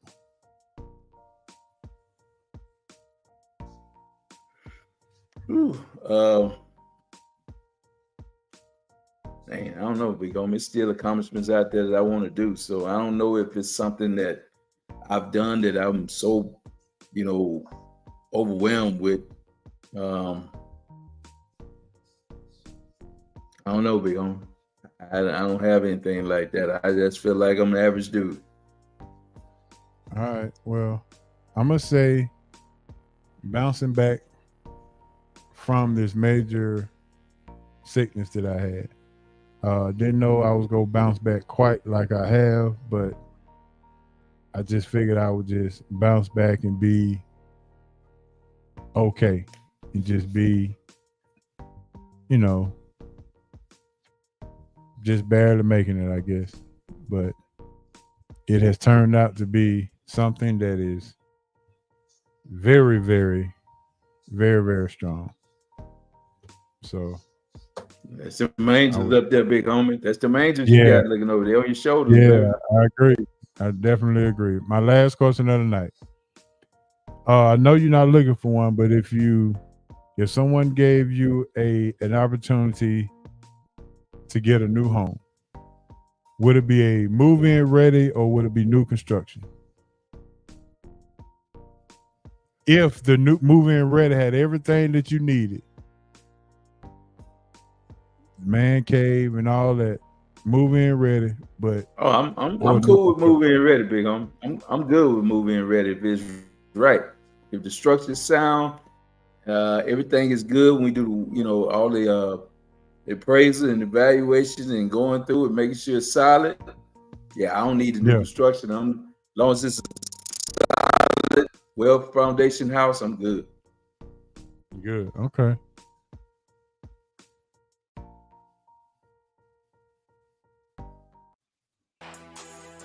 There it is.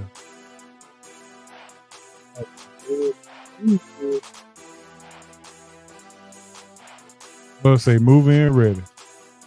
It's all good. And he said that keeping it together after his mom passed. I know that's right. Yeah. Well, we don't have a choice but to keep it together. But that's going to end our show for tonight, ladies and gentlemen. And I want to give a shout out to Joe for his birthday. Shout out to baby girl Tanetra for her birthday tomorrow. And everybody who's had birthdays this month, happy birthday. And to all of the mothers, grandmothers, and everybody who had a Mother's Day this past Sunday, happy Mother's Day from the SRT crew. And all those who are dealing with mom being in heaven, we all pray for you. We pray for you, and we're wish you a happy Heavenly Mother Day as well. Shout out to E-Dub for coming through, shedding a little light on what's going on with the Atlanta Hawks. You said he was closer to it, and he shedded some light, so absolutely. And that's all I got. Shout out to you, big homie, for coming through, doing your thing, as always.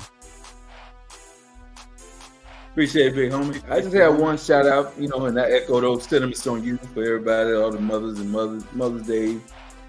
everyone whose mothers moved and passed on or transitioned on. You know, shout out. You know, both you and I are both in that same category. So, Yeah. you know, shout out to them. But I want to send out a special shout out, a special Mother's Day, happy Mother's Day belated to my wife. She had surgery this past Friday, so she's recuperating and trying to get better. So shout out to you, Mrs. Sports Superhero. There you go. For get healthy. You know, I've been here all week, big homie, waiting on a hand and foot, cooking, cleaning, doing If things I around need here. to bring some water or some crab legs by, let me know. Hey man, I'm sure she appreciate that, but yeah, you know, she's doing good, man. Her diet, she been kind of, you know, she did hint toward that, so I'm probably gonna have to get her some crab legs soon. But yeah, her diet is picking back up, so she's doing well, man. So shout out, mama. Hey, I went to our spot yesterday and grabbed me some of them crab legs. You did? Yeah, we got to get back by there, man. It's awesome. Yeah, I had them. The baked potatoes, the egg. Yeah, I had the whole shebang, baby. Yes, sir. So I heard that. yeah, it was all good, man. But yeah, man, good to be back in the saddle. Always good. Episode 371 is in the book. We sure appreciate that, man. And, yeah, man. Thanks to E-Dub for coming through. And we look more and more and more to do this thing. Now, since the Hawks done hit their lottery, now it's time for me to go hit mine. So when I get off, I'm going straight up to the store and I'm going to play my numbers for the night. So that's what's up. And it may not be less money than what we really want to do, but it'll be some different money. How about that? That's what's up, big homie. I'm with you. Yes, sir. And I'm gonna let you ride. Yes, sir. All right, man. With that being said, it's time for ride, big homie. I'm getting in the ride with you. Yes, sir. Time for SRT crew to get up out of here. And for y'all who don't know, this is how we do it. All right, hand, let's roll. Boogie, I'm headed home, baby. This your main man, H.O. from Bankhead. R.I.P. Moms, R.I.P. Pops, R.I.P. BC. And if you love the show, tell a friend. And if you didn't, shout out, moms. Peace. There you go. And we out of here. Peace.